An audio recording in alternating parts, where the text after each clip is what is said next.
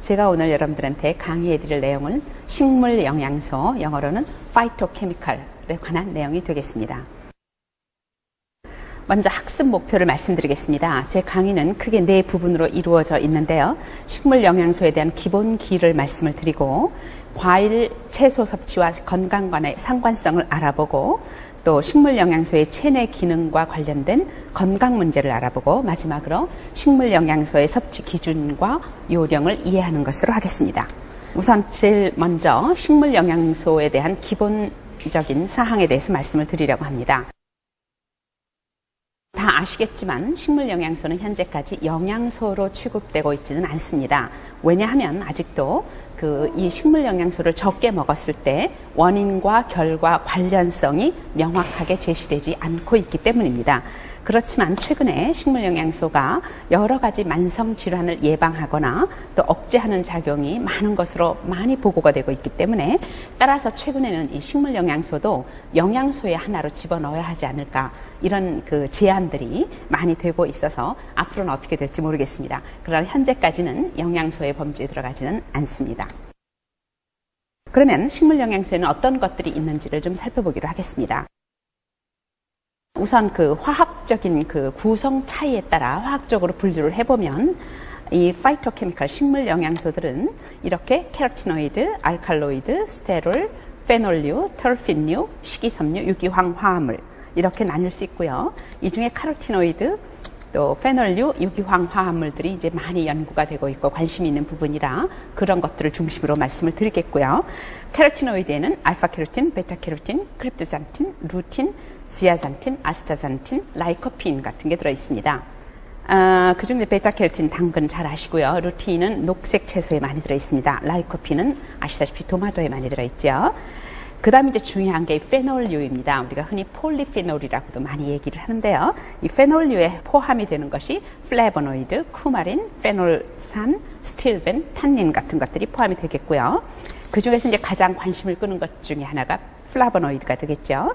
플라보노이드 안에는 플라보놀, 플라본, 플라바놀, 플라바논, 안토시아닌, 이소플라본, 굉장히 비슷비슷한 이름일 텐데요. 이렇게 서로 화학적인 구조가 다른 6가지의 종류가 있습니다. 플라보놀에서는 이제 가장 대표적인 게 양파에 들어가 있는 콜세틴을 말할 수 있고요. 플라바놀에는 카테킨 종류, 녹차에 많이 들어있죠. 이걸 말할 수 있습니다. 플라바논에는 감귤류에 많이 들어있는 나린제닌, 헤스페리딘 같은 것이 들어가고요. 안토시아닌은 각종 베리류, 블루베리라든지 포도 같은 데 많이 들어있고요. 이소플라본은 여러분 아시다시피 대두에 많이 들어있는 것이라고 볼 수가 있겠습니다. 그 다음에 스틸벤의 레스베라트롤, 포도에 많이 들어있죠. 그리고 유기황 화합물로는 마늘에 많이 들어있는 알리신, 그리고 브로콜리에 많이 들어있는 설포라판 같은 것들이 포함이 되겠습니다. 이 전체 그림을 보면 이제 식물 영양소가 어떤 종류로 이루어져 있는지, 어디에 속해 있는지 하는 것에 대한 개념을 좀 가지실 수 있으리라 생각합니다. 그러면 이 실제로 과일이나 야채, 이런 식물 영양소들을 섭취하는 것과 건강과의 상관성은 어떻게 되나 하는 것을 좀 알아보기로 하겠습니다. 많은 연구들이 그동안 되어 왔는데, 그 중에서 연구가 비교적 많이 된 것 중에 하나가 이 심혈관계 질환과의 관계입니다. 과일과 채소를 섭취하는 것이 이 심순환 질환, 흔히 우리가 심장병이라고 얘기하는 것들이죠. 이런 심장병과 무슨 관계가 있나 하는 것들인데요. 그동안 굉장히 좋은 연구들이 많이 되어 있었는데, 그 중에 11만 명의 남성과 여성을 14년 동안 추적 조사를 해서 조사를 했더니, 과일과 채소를 섭취하는 양에 따라 이 심장병의 위험이 얼마나 감소되는가 하는 것이 달라졌다는 거죠.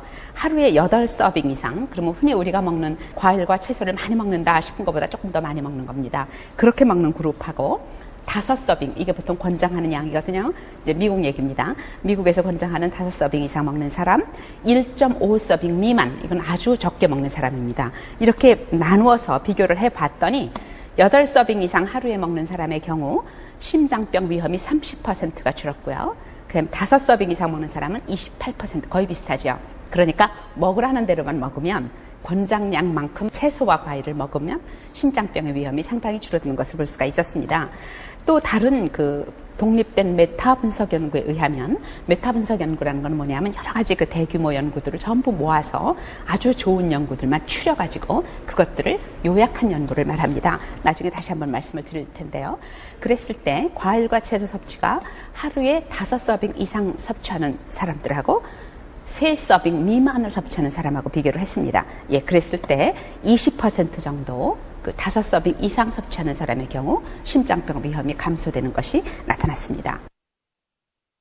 이번에는 그 심순환 질환뿐만 아니라 암하고는 어떤 관계가 있나, 암이 굉장히 이제 최근에 많이 발병이 되면서 관심을 끌고 있죠. 예, 그거에 대한 연구들을 좀 보는데, 여러 형태의 암에서 식사가 위험 요인이 된다는 것은 잘 알려져 있습니다. 남자의 경우 30 내지 40%가 식사 때문에 암이 생기고요. 여자에서는 어떤 경우 60%까지도 식사에 기인해서 암이 생긴다고 봅니다. 그러면 과일과 채소가 충분한 식사를 하게 되면 암의 위험을 줄일 수 있을까? 이것이 굉장히 중요한 화두가 되지요. 예, 초기의 연구를 보면 암의 위험을 한 반 정도로 줄일 수 있다고 합니다.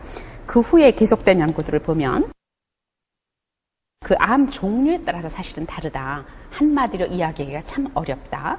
그래서 이 표에 보시면 암의 종류가 폐암, 위암, 대장암, 유방암, 전립선암, 이거 외에도 암의 종류가 물론 많지만 이것들을 우선 볼 때 이 플러스가 이제 관련이 있다는 얘기니까, 관련이 있다기보다 암의 위험을 줄일 수 있다라는 얘기거든요. 그런 걸로 봤을 때 폐암의 경우는 식물성 식품 전체가 폐암, 위암, 대장암, 유방암, 전립선암 모두에게 암의 위험을 줄일 수가 있고요.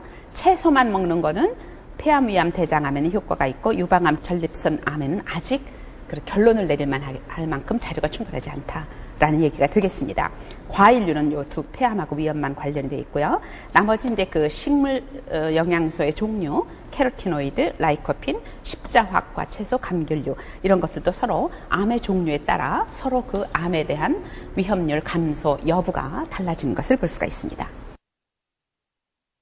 자, 그러면 이제는 무엇을 좀 말씀을 드리려고 하는가 하면, 실제로 저희가 식물 영양소가 굉장히 건강에 좋다. 지금과 같이 여러 가지 만성 질환의 위험을 낮출 수도 있고 우리 몸에 좋다. 이런 얘기들을 많이 하는데, 그런 얘기들 혹은 그런 기사들, 그런 과학적인 사실을 우리가 접하려고 할 때 조금 알아야 할 사항이 있습니다. 기본적인 사항을 말씀드리려고 합니다.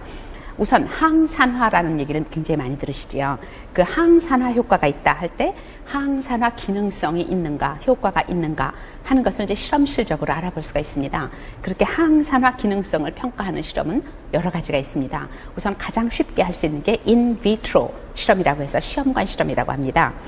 시험관에서 여러 가지 그 식물 영양소의 추출물들을 가지고 암을 억제하는 효과 혹은 항산화 효과가 있나 이런 것들을 알아볼 수 있는 실험들이고요.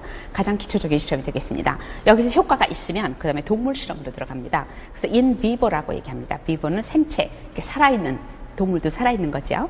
동물에게다가 먹여서 동물의 어떤 부위에 또 어떤 항산화 효과가 있는가 없는가 하는 것을 알아볼 수가 있습니다. 아주 좋은 효과가 동물 실험에서 나타나면 그걸 가지고 위험하지 않을 경우 인체 적용 시험을 하게 됩니다. 인체 적용 시험이라는 것은 동물처럼 사람에게도 먹이는 것이죠. 예, 그래서 항산화 효과가 있는가 하는 것을 알아봅니다.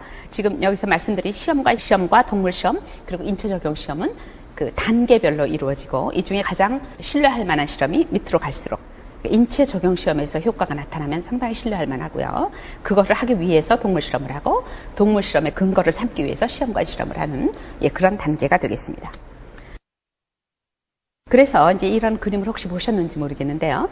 그 최근에는 과학적인 근거가 있는 자료를 우리가 이야기를 해야 된다. 누가 연구했다고 우리가 다 믿을 수가 없고 충분히 과학적인 근거가 있는가 없는가 하는 걸 따지게 됩니다.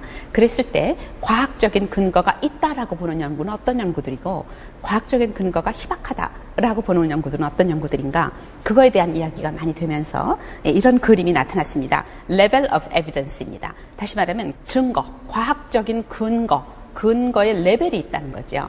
그랬을 때 어떤 단계의 과학적인 근거를 우리가 보다 더 신뢰성 있게 받아들일 것이냐 하는 문제가 되겠습니다. 여기서 보면 아까 시험관 연구가 인비트로 스터디라고 얘기했습니다. 가장 밑에 있습니다. 다시 말해서 시험관 연구 결과는 인체에 적용하기는 너무너무 멀다. 아주 기초적인 연구다. 그 다음 단계가 애니멀 리서치입니다. 동물 실험도 마찬가지입니다. 동물의 효과가 있다는 것은 인체에 적용하기엔 아주 멀다. 그러면 가장 좋은 게 뭐냐? 이 꼭대기로 올라갑니다. 가장 좋은 건 코호트 스터디입니다.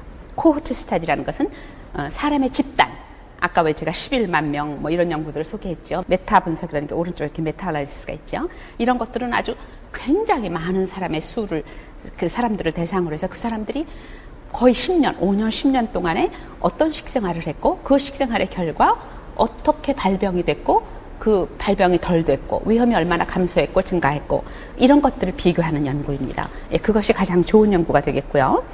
그거보다 사실 더 좋은 연구, 맨 꼭대기에 있는 연구가 뭐냐면 Randomized Controlled Double Blind Study예요. 이것은 뭐냐면 사람을 실험동물로 삼는 겁니다. 그래가지고 사람을 실험동물처럼 어떤 좋다고 생각하는 거를 먹이는 거지요. 그 먹이는데 그거를 보통 뭐라 그러나 위약분이라고 있어요. 가짜. 예를 들면 뭐 A라는 게 굉장히 좋다 그러면 A하고 똑같이 생긴 위약을, 가짜 약을 만듭니다. 그래서 주고 자기가 진짜를 먹었는지 가짜를 먹었는지 모르게 합니다. 그게 여기서 말하는 블라인드 스터디가 됩니다. 그렇게 블라인드 스터디로 해서 사람을 여러 명, 몇십 명 해가지고 먹여서 효과가 나오면 이것은 가장 에비던스가 좋습니다. 그래서 이 사람 인체 적용 시험에 랜더마이즈드, 나는 진짜를 먹는 그룹에 속할래? 나는 가짜를 먹는 그룹에 속할래? 이렇게 하지 않고 그냥 아주 무작위로 하고 컨트롤이 있고 더블 블라인드, 대상자도 모르고 실험하는 사람도 모르고 어느 게 진짜 약인지. 예, 그렇게 되면 아주 잘 조직된 연구라고 볼 수가 있습니다. 그것이 제 1번입니다. 제일 꼭대기에 있죠. 가장 에비던스가 확실한 연구라고 볼 수가 있겠습니다. 그래서 지금 항산화 얘기를 하고 있기 때문에 항산화 영양소들을 평가하는 방법을 좀 보겠는데요. 왜 그러면 항산화 영양소들을 평가를 하는가? 이 항산화라는 게 굉장히 넓은 개념인데요. 여러 가지 연결이 되어 있습니다. 아까 말했듯이 심혈관 질환, 그것도 항산화 상태가 나빠지면 훨씬 위험성이 올라갑니다. 암, 이것도 마찬가지입니다. 여러 가지 우리가 현재 알고 있는 만성 질환들, 고혈압도 마찬가지고 여러 가지 염증 반응도 마찬가지고 이런 것들이 모두 기본적으로 항산화력이 떨어지는 것에 문제가 있습니다. 그래서 항산화력을 테스트하는 것이 굉장히 중요해집니다. 그러면 신체 내에서 항산화력을 테스트하는 방법, 평가하는 방법이 뭐가 있나?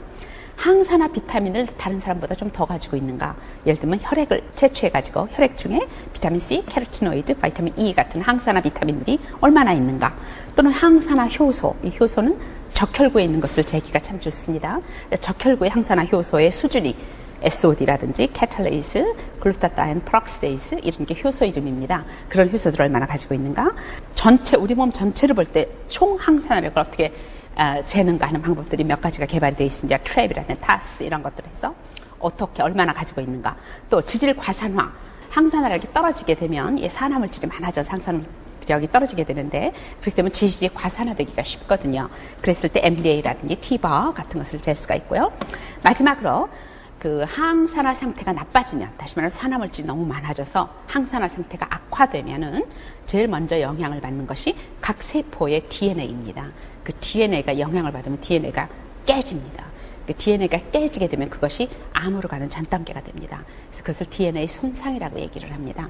그 DNA 손상을 재는 것이 항산화 상태를 재는 것에 아주 좋은 그 지표가 되고 있습니다. 그것은 보통 카멜 에세이라는 방법으로 재게되는데요. 카멜 에세이라는 게 뭐냐? 카멜이라는 것은 혜성이라는 뜻입니다. 이 밤하늘에 이렇게 별이 지나가는 혜성 있죠? 혜성인데요. 이것은 단일 세포에서 DNA 손상을 측정하는 매우 쉽고 빠르고 아주 민감한 방법입니다. 이 그림에 보시면 여기 동글동글동글했던 이 핵이 쫙 이렇게 혜성처럼 마지막에 보면 모양이 바뀌는 것을 볼 수 있죠. 이게 뭐냐면 DNA가 깨지면은 이 깨진 조각들이 전장을 걸게 되면 전기에 끌려가게 됩니다. 예, 그래서 이런 모양을 나타나게 됩니다. 최근에 역학 분야에서 인체 모니터링을 한다든지 영양학 및 식품 기능성 평가 영역에서 많이 사용되는 방법 중에 하나가 카멜 에세이가 되겠습니다. 이런 그 카멜 에세이로 재는 것은 무엇을 재게 되느냐 하는 것을 좀 말씀을 드리면 우리가 이제 우리 사람이요 유해 환경으로부터 굉장히 자유롭지 못합니다. 많이 노출돼 있죠. 여러 가지 공해라든지 담배 연기라든지 요새는 금연곡이 굉장히 많아졌는데 담배 연기도 굉장히 나쁘죠. 또 굉장히 탄 음식을 먹는다든지 또 일광욕을 너무 강하게 한다든지 엑스레이를 너무 여러 번 쪼인다든지 이런 것들이 다 우리를 위협하는 그런 유해한 환경이라고 볼 수가 있겠습니다. 이렇게 유해한 환경에 노출이 되게 되면 인체가 ROS, RNS라는 이런 활성산소종 혹은 활성질소종 그게 무슨 얘기냐면 산화물질이에요, 일종의. 이런 그 종류들이 많이 생기게 됩니다. 그래서 뭐 O2 마이너스라든지 H2O2라든지 OH 이런 여러 가지 그 활성 산화물질이 정상적인 세포를 공격하게 됩니다. 그렇게 공격을 하게 되면 그 여기서 조그맣게 뭐가 생기기 시작하죠. 요것이 쭉 가게 되면 결국은 이게 지금 암이거든요. 이제 암으로 가는 전 단계가 되는 거죠. 그러니까 이 ROS, RNS라는 활성산소 종들, 유해한 환경으로부터 오게 되는 이런 것들이 인체에 너무 많이 들어오게 되면 그것들이 모두 우리 몸이 방어를 하지만 그 방어하는 한계를 넘게 되면 그것들이 암으로 진전될 가능성이 아주 크다는 얘기가 되겠습니다. 아까도 보여드린 그림이지만 컴의 그 이미지를 보면 아무 데미지가 없을 때는 이렇게 생겼는데 이것이 이제 데미지가 가면 DNA가 깨져서 끌려가기 때문에 해성과 같은 모양을 나타내게 되고요.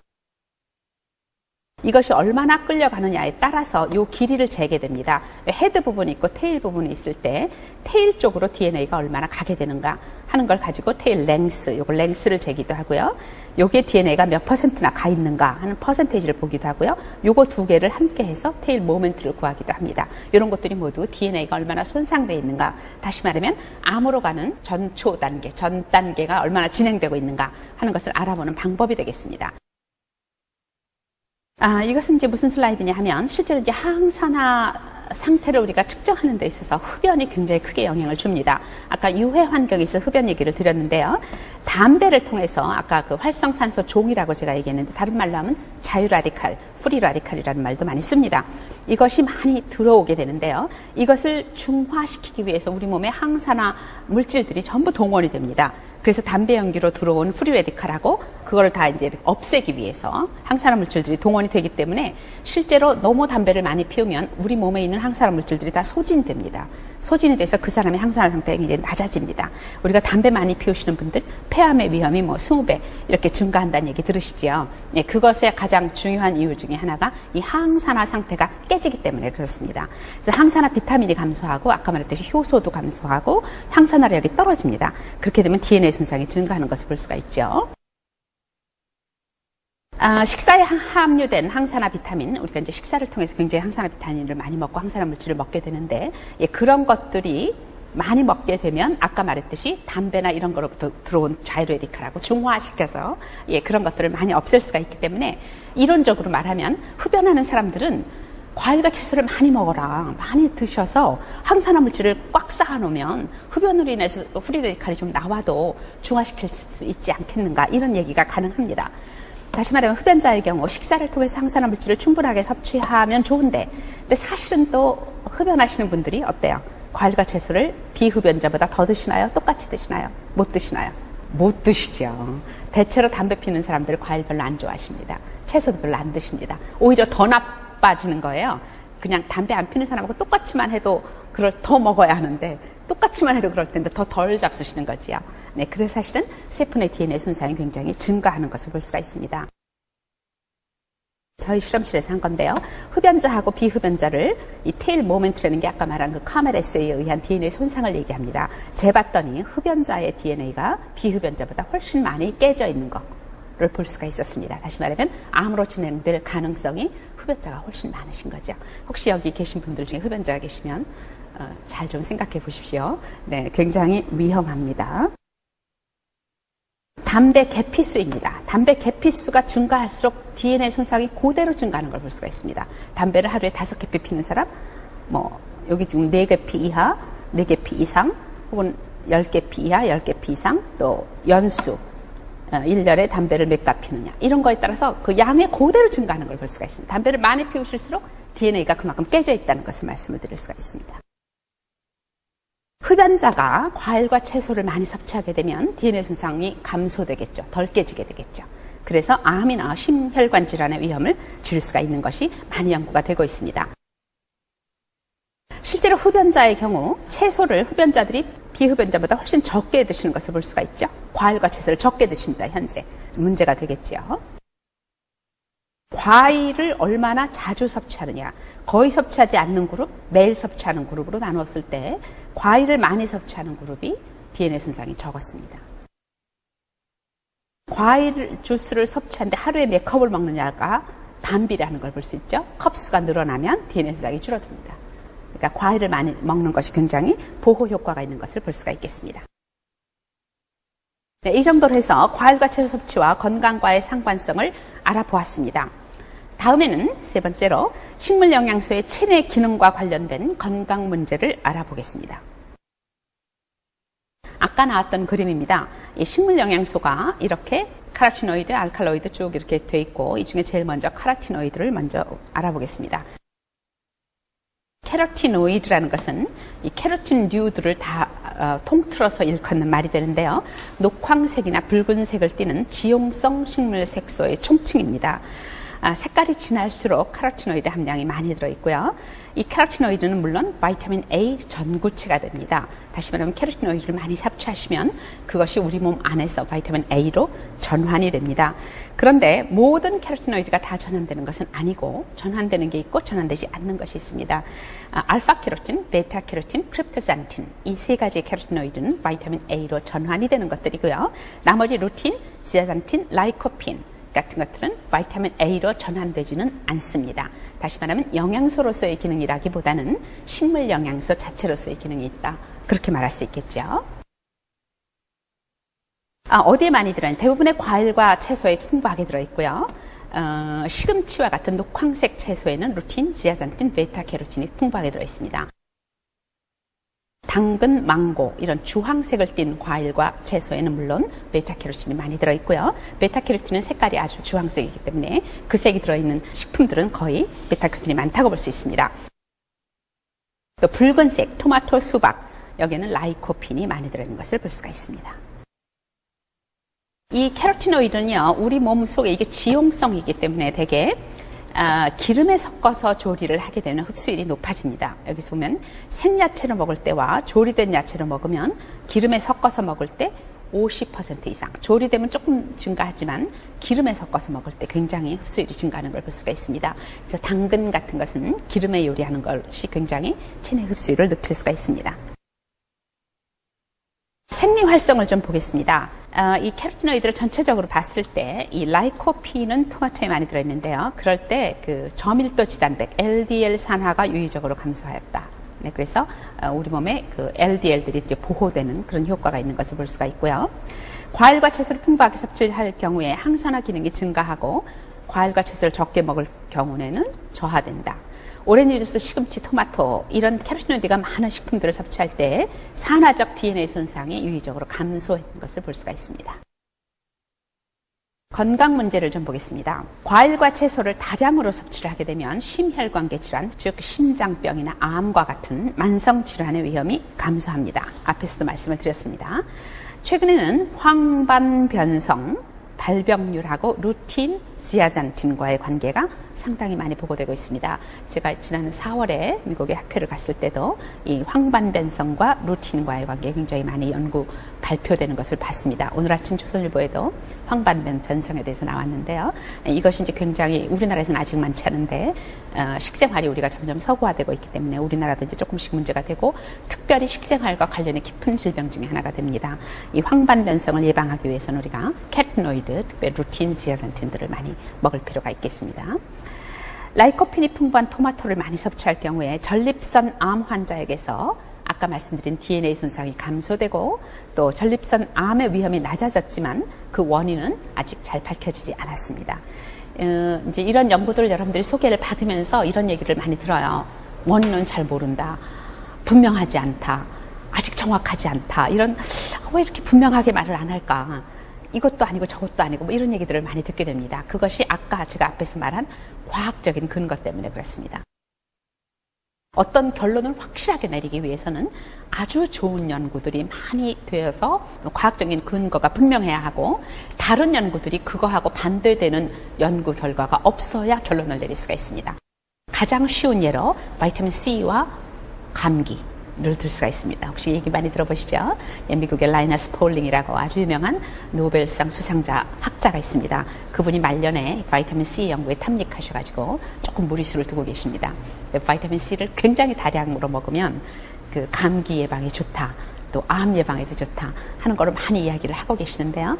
그것이 아직도 과학적인 근거가 분명하다라고 학자들이 받아들이지 못하는 이유가 그쪽으로도 연구 논문이 많지만 실제로 아무 효과가 없었다라는 쪽으로도 연구 논문이 함께 나오고 있습니다.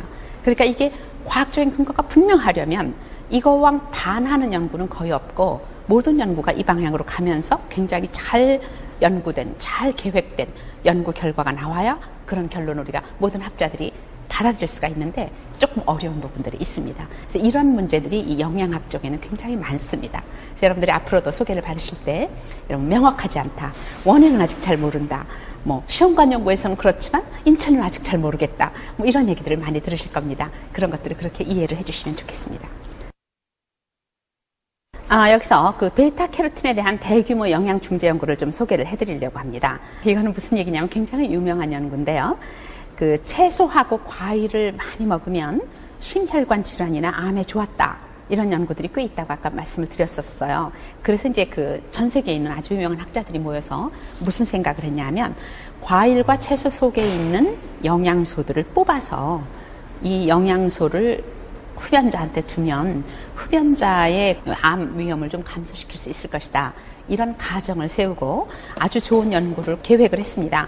그 연구들이 ATBC하고 캐럿 스터디, 이 두 가지가 굉장히 유명한 스터디인데요. 이건 핀란드에서 29,000명을 대상으로 굉장히 아까 제가 왜 그 삼각형 그 연구 방법, 근거, 과학적인 근거 그림에서 가장 탑에 있는 게 Randomized Controlled Double Blind Study라고 얘기를 했죠. 그 이중 맹검 영양 중재 연구입니다. 이 지금 HBC 스터디가 바로 그 이중 맹검 영양 중재 연구입니다. 아주 그 과학적인 근거가 좋게 사용될 수 있는 그런 연구를 계획을 했습니다. 29,000명의 흡연자들, 남성 흡연자들만 뽑아가지고 베타캐로틴을 하루에 20mg, 바이타민 E를 하루에 50mg. 그래서 The Alpha Tocopherol Beta Carotene 연구라서 ATBC 스터디입니다. 예, 그런 연구를 투여를 해서 굉장히 오랫동안 잡고 한 10년 이상 이렇게 갈 걸로 했습니다. 해서 중간중간에 이제 데이터를 뽑아가지고 봤는데요. 이 사람들이 기대하기로는 어떻게 기대했을까요? 이 흡연자들이 이렇게 베타캐로틴하고 바이타민 E 전부 다 항산화 영양소거든요. 이런 걸 많이 먹고 나면 틀림없이 폐암에 걸릴 확률이 가짜 먹은 사람보다 훨씬 줄어들 것이다, 이렇게 기대를 했습니다. 그리고 연구를 진행했는데 실제로 6년 후에 해보니까 베타캐로틴을 섭취한 군의 폐암 위험이 16% 오히려 증가했어요. 그때 전 세계가 놀랬죠. 그때 아주 경악을 했습니다.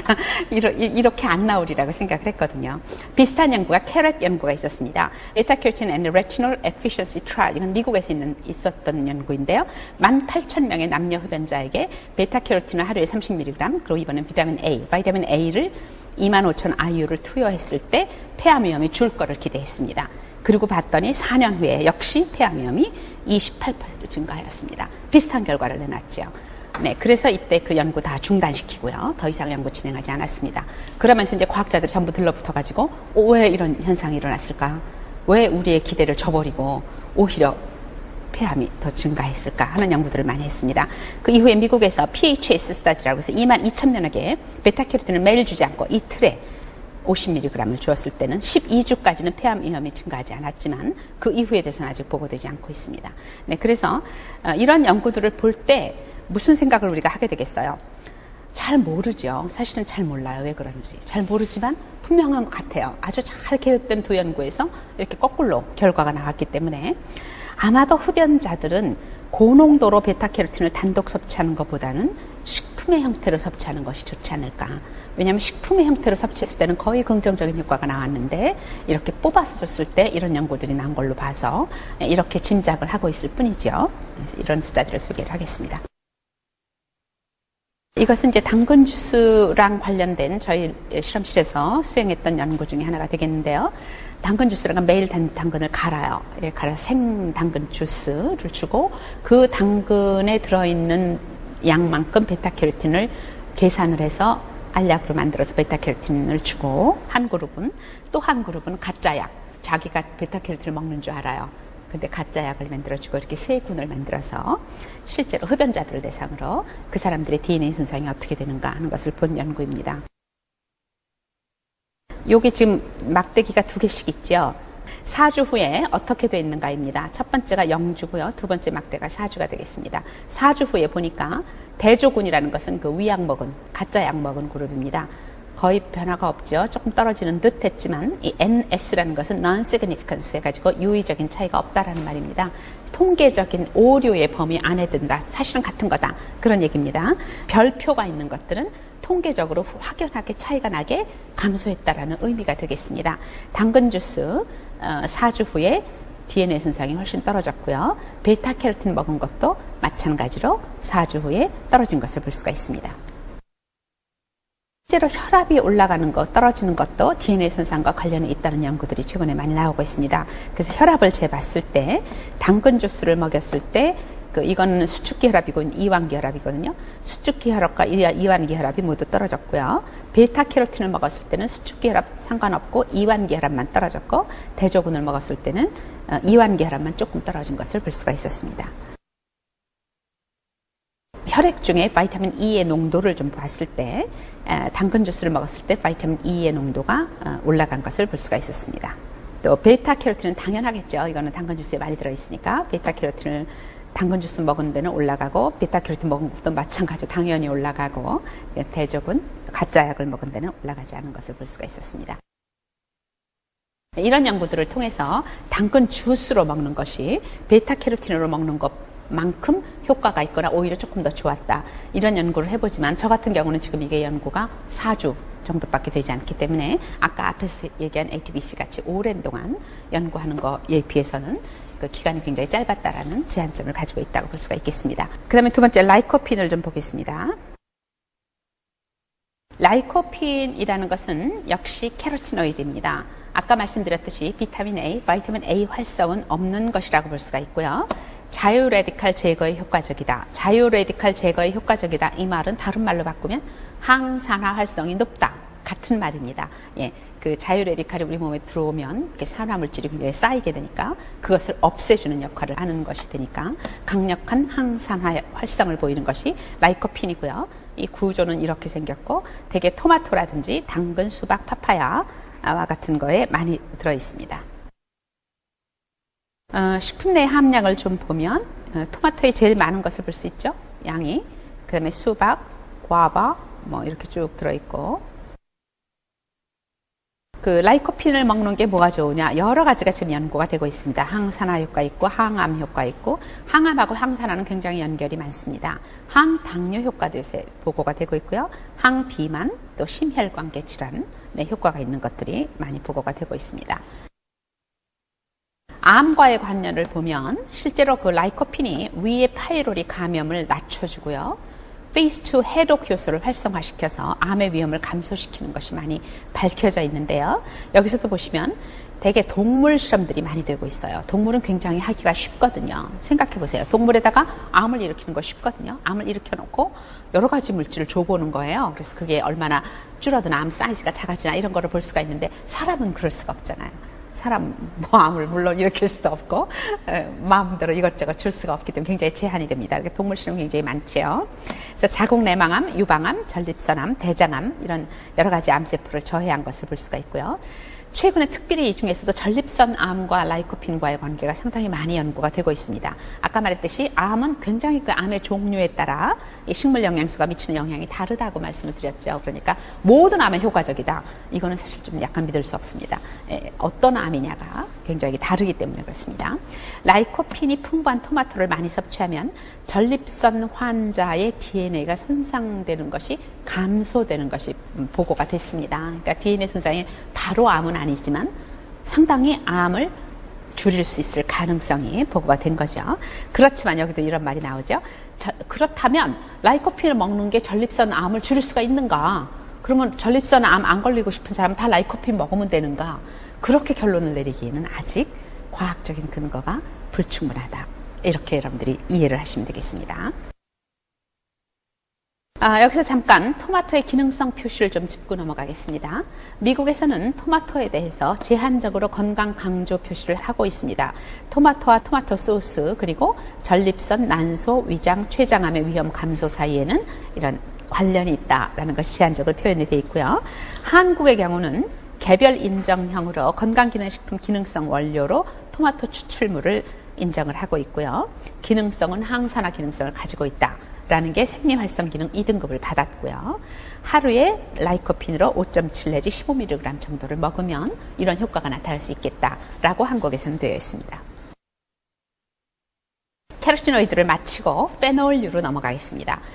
식물 영양소라고 하면 페놀류, 폴리피놀 혹은 플라보노이드라고 바로 말할 수 있을 정도로 아주 중요한 식물 영양소에서 중요한 부분 중에 하나가 이 부분이 되겠고요. 이 페놀류 중에서도 이 플라보노이드가 아주 중요한 부분을 차지하고 있습니다. 플라보노이드는 지금 말씀드렸듯이 식물에서 합성되는 폴리피놀 화합물들을 모두 총칭해서 플라보노이드라고 얘기를 합니다. 그래서 종류가 좀 많죠. 좀 복잡합니다. 플라보놀, 플라본, 플라바놀, 플라바논, 안토시아닌, 이소플라본. 이 화학적인 구조가 조금씩 다릅니다. 아주 비슷한데 조금씩 다릅니다. 물론 그 육각형체의 페놀 그룹을 많이 가지고 있기 때문에 폴리피놀이라고 얘기를 하고요. 그래서 플라보놀에는 콜세틴, 양파에 많이 들어있는 콜세틴, 캠페롤, 양파, 브로콜리, 케일, 블루베리, 적포도주 이런 데 많이 들어있고요. 녹색이 진할수록 함량이 높습니다. 방울토마토에는 일반 토마토보다 더 많습니다. 표현적이 크기 때문에 그래요. 플라보는 파슬리, 타임, 샐러리 등 녹색잎 향신료에 많이 들어있고요. 플라바놀은 카테킨, 녹차 종류에 많이 들어있습니다. 플라바논, 감귤류에 많고요. 안토시아닌, 포도라든지 블루베리에 많습니다. 이소플라본, 콩류에 많이 들어있습니다. 이런 것들을 모두 우리가 플라보노이드라는 그룹으로 얘기를 합니다. 이런 플라보노이드는 어떤 건강 문제가 있나, 어떤 그 기능성이 있나 하는 것을 좀 보겠습니다. 여기서도 가장 그 주된 것이 항산화 작용입니다. 다시 말해서 자유레디칼, 이 자유레디칼을 제거하는 능력이 탁월하다는 것이죠. 우선 시험관 시험에서 아까 말했듯이 가장 밑에 있는 거, 가장 기본적인 시험이 시험관 시험이거든요. 그 시험관 시험에서 이 자유레디칼을 제거하는 항산화 효과가 나타났지만 플라보노이드 식품 섭취가 체내 총 항산화 능력을 증가시키고 산화 스트레스를 낮추는지에 대해서는 아직도 충분한 결론을 낼 만큼 충분하지가 않다. 논쟁의 여지가 있다고 봅니다. 항산화 작용 외에도 효소 활성과 세포 신호 전달 과정에 조절한다는 연구들이 많고요. 항염증 작용도 제한되지만 거의 대부분이 시험관 실험 결과이기 때문에 정확하게 결론을 내리기가 어렵습니다. 그래서 인체 적용 시험이 이제 가장 좋다고 아까 말씀드렸죠. 이제 인체 시험과 관찰 연구라는 것은 뭘 주는 게 아니라 그냥 오랫동안 관찰을 하는 겁니다. 이 사람이 뭘 먹나, 이 사람이 야채를 많이 먹는 사람이다, 아니다, 다 체크해놓고 야채를 많이 먹는 사람에서 병이 많이 나나, 적게 먹는 사람에서 병이 나나 하는 걸 쭉 보는 이런 관찰 연구라고 볼 수가 있는데요. 그런 결과는 플라보노이드가 만성질환과 일부 관련이 있음을 제시해주고 있습니다. 이번엔 심혈관 질환을 좀 보겠습니다. 역학 연구 결과, 역학 연구라는 것은 뭐냐면 굉장히 많은 사람을 대상으로 해서 그 사람들이 과거 식생활이 어땠고 현재 발병 정도가 어땠고 그 인과관계나 이런 여러 가지를 보는 그런 연구를 역학 연구라고 하는데요. 플라보노이드를 함유한 식품의 섭취는 심혈관 질환의 위험을 낮추었습니다. 그렇지만 이 효과가 플라보노이드 자체뿐 아니라 플라보노이드 함유 식품에 존재하는 다른 영양소 때문인지 혹은 식품 자체로부터 온 건지 이거에 대해서는 아직 잘 모른다는 얘기죠. 그러니까 플라보노이드 때문인지 플라보노이드 외에도 또 딴 것들이 들어있을 수 있거든요. 과일, 채소 안에. 그것 때문인지 그거 아직 잘 모른다는 것이죠. 중재 연구라는 건 아까 말했듯이 뭘 주는 거예요. 이렇게 사람에게 뭘 주는 겁니다. 이 중재 연구 결과 플라보노이드 함유 식품이나 식품 혹은 음료의 섭취가 혈관 이완, 혈소판 부착, 응집 방지에 효과가 있음이 밝혀졌습니다. 다시 말해서 관상동맥 환자가 홍차를 하루에 0.9 내지 1.25리터씩 4주간 마시면 혈관 이완 반응이 향상됐고요. 포도주스를 하루에 640ml씩 마시거나 또 플라보노이드가 많이 들어있는 다크 초콜릿이 굉장히 좋죠. 플라보노이드 많다 그러죠. 초콜릿 먹는 게 꼭 나쁘지 않다. 이런 연구들이 많이 나오죠. 이게 플라보노이드 때문에 그렇습니다. 그것을 2주 동안 섭취한 것이 그 혈관 이완 반응을 향상시켰다. 또 포도주스를 하루에 500ml씩 1, 2주 섭취하거나 다크 초콜릿을 섭취했을 때 혈소판 응집 방지 효과가 나타났다. 이런 연구들이 보고가 되고 있습니다. 사실 이 플라보노이드, 포도주스 이런 쪽으로 굉장히 연구가 많이 되고 있습니다. 그 다음에 이제 암을 좀 보면은요. 동물에서 보면 폐암, 위암, 대장암, 피부암, 전립선암, 유방암 이런 암의 발생을 억제시키는 것이 동물 실험 결과 나타납니다. 또 폐경 여성에서 플라바놀을 섭취시키면 직장암의 위험을 낮추는 것으로 나타났습니다. 플라보놀 섭취가 높은 사람의 경우 폐암 발생 위험이 낮은 것도 나타났고요. 사과 콜세틴은 폐암 위험과 음의 상관관계, 다시 말해 이 사과를 많이 먹는 사람 폐암이 좀 적어진다는 이런 여러 가지 연구 결과들이 나왔습니다. 퇴행성 신경질환에도 굉장히 연구들이 많은데요. 아직 확실치는 않습니다. 다시 말해서 인체 연구에서 플라보노이드를 섭취했을 때 치매라든지 이런 데 무슨 영향을 주나 굉장히 관심이 많아서 많이 연구를 하고 있지만 아직은 확실치는 않습니다. 동물에서는 플라보노이드를 섭취시키면 노화나 염증으로 인한 인지장애를 방지시켰다. 이런 좋은 결과들이 있습니다. 또 이소블라본이 많이 들어있는 두부를 많이 먹었을 때 노인의 인지가 좀 향상했다. 이런 거. 또 플라보노이드 섭취가 낮으면 치매 걸릴 위험성이 높아진다. 이런 것들이 지금 부분적으로 나오고 있지만 정확하게 결론을 내리기에는 충분하지 않다 하는 것을 말씀을 드립니다. 안전성입니다. 플라보노이드는 식품으로부터 다량 섭취해도 인체에 무해합니다. 식품으로 먹는 것은 얼마든지 먹을 수가 사실 없죠. 우리 위가 제한이 있기 때문에 위가 받아들일 수 있는 양만큼 먹는 거지요. 그것은 문제가 없습니다. 그러나 식품이 아닌 특정 성분이 고농도로 농축된 추출물, 다시 말하면 일정 어떤 성분을 뽑아서 그걸 가지고 알약을 만들었다든지 이렇게 해서 먹는 것이 경우에 따라 부작용이 있을 수도 있다. 예를 들면 콜세틴 보충제를 한 달에 매일 1g씩 섭취했을 때 여러 가지 증상들, 또 차 추출물을 6g씩 먹었을 때의 부작용들, 이런 것들이 보고가 된 바 있습니다. 그러니까 종류에 따라 어떤 상한 섭취량을 우리가 잘 알아야 하고 그 이상 먹었을 때 부작용이 보고될 수 있다는 것을 볼 수가 있습니다. 이 플라보노이드는요, 철분과 함께 섭취를 하게 되면 철분의 장내 흡수를 저해합니다. 왜냐하면 플라보노이드가 비햄철과 결합해서 장내 흡수를 방해하기 때문에 그렇습니다. 따라서 식사와 함께 차를 한 잔 마시면 식사에 들어있는 철분이 그 차에 들어있는 플라보노이드 때문에 흡수율이 떨어집니다. 그래서 조금 별도로 잡숴주시는 게 좋습니다. 그래서 플라보노이드가 함유된 음료나 플라보노이드 보충제 같은 거는 식사와 함께 섭취하지 않는 것이 좋습니다. 철분하고 좀 이렇게 떼어서 섭취하는 것이 유리하다. 그런 말씀을 드리겠습니다. 플라보노이드가 있으리라고 예상하는 것 중에 하나로 신선초 녹즙이라는 게 있습니다. 저희 실험실에서 신선초 녹즙을 가지고 인체 적용 실험을 했었습니다. 건강한 흡연자 54명을 대상으로 6주간 매일 2병씩 먹인 후에 항산화 상태하고 DNA 손상 정도를 본 연구 결과를 소개를 해드리겠습니다. 녹즙을 섭취했을 때 6주 후에 DNA 손상이 이렇게 떨어진 것을 볼 수가 있습니다. 바이타민 C 변화 없었고요. 알파 토코페롤은 증가하였고 베타 캐로틴도 증가하였고 감마 토코페롤도 증가한 것을 볼 수가 있습니다. 총 콜레스테롤분의 베타 캐로틴, 총 콜레스테롤분의 크립토산틴도 모두 증가하였습니다. 녹즙을 섭취했을 때 적혈구에 들어있는 항산화 효소들, 아까 말씀드린 케탈레이즈, 수퍼옥사이드 디스뮤테이즈 SOD라고 하는 거, 그 다음에 글루타타인 퍼럭세이즈, 이런 효소들도 모두 글루타타인 퍼럭세이즈는 변화가 없었고요. 케탈레이즈하고 SOD는 증가한 것을 볼 수가 있었습니다. 이거는 또 지질 상태에도 영향을 미쳐가지고 총 콜레스테롤도 저하시켰어요. 녹즙 섭취가. 또 LDL 콜레스테롤도 이게 다 우리 높으면 안 되는 것들이죠. 저하시켰고, 이 컨주게이트 다이앤이라고 해서 그 지질 과산화 정도를 나타내는 지표인데요. 이것도 떨어진 것을 볼 수가 있었습니다. 그 다음에는 이제 그 플라보노이드 중에 안토시아닌을 들어가 보겠습니다. 안토시아닌이라는 것은 보통 포도류에 많이 들어있죠. 적포도주에도 많고요. 붉은 포도, 블루베리, 체리, 가지, 이런 그 보라색 쪽의 색깔에 많이 들어있는 것이 안토시아닌. 색의 강도와 과일 숙성도에 따라 함량이 증가합니다. 이런 안토시아닌은 어떤 건강 문제를 가지고 있나 하는 것을 좀 보면, 우선 이제 시험관 실험에서 볼 때, 시험관 실험이라는 거 아까 말씀을 드렸죠. 가장 기초적인 시험이라고 말씀드렸습니다. 암, 노화, 신경질환, 염증, 당뇨, 박테리아 감염에 대해서 효과가 있는 것이 밝혀졌고요.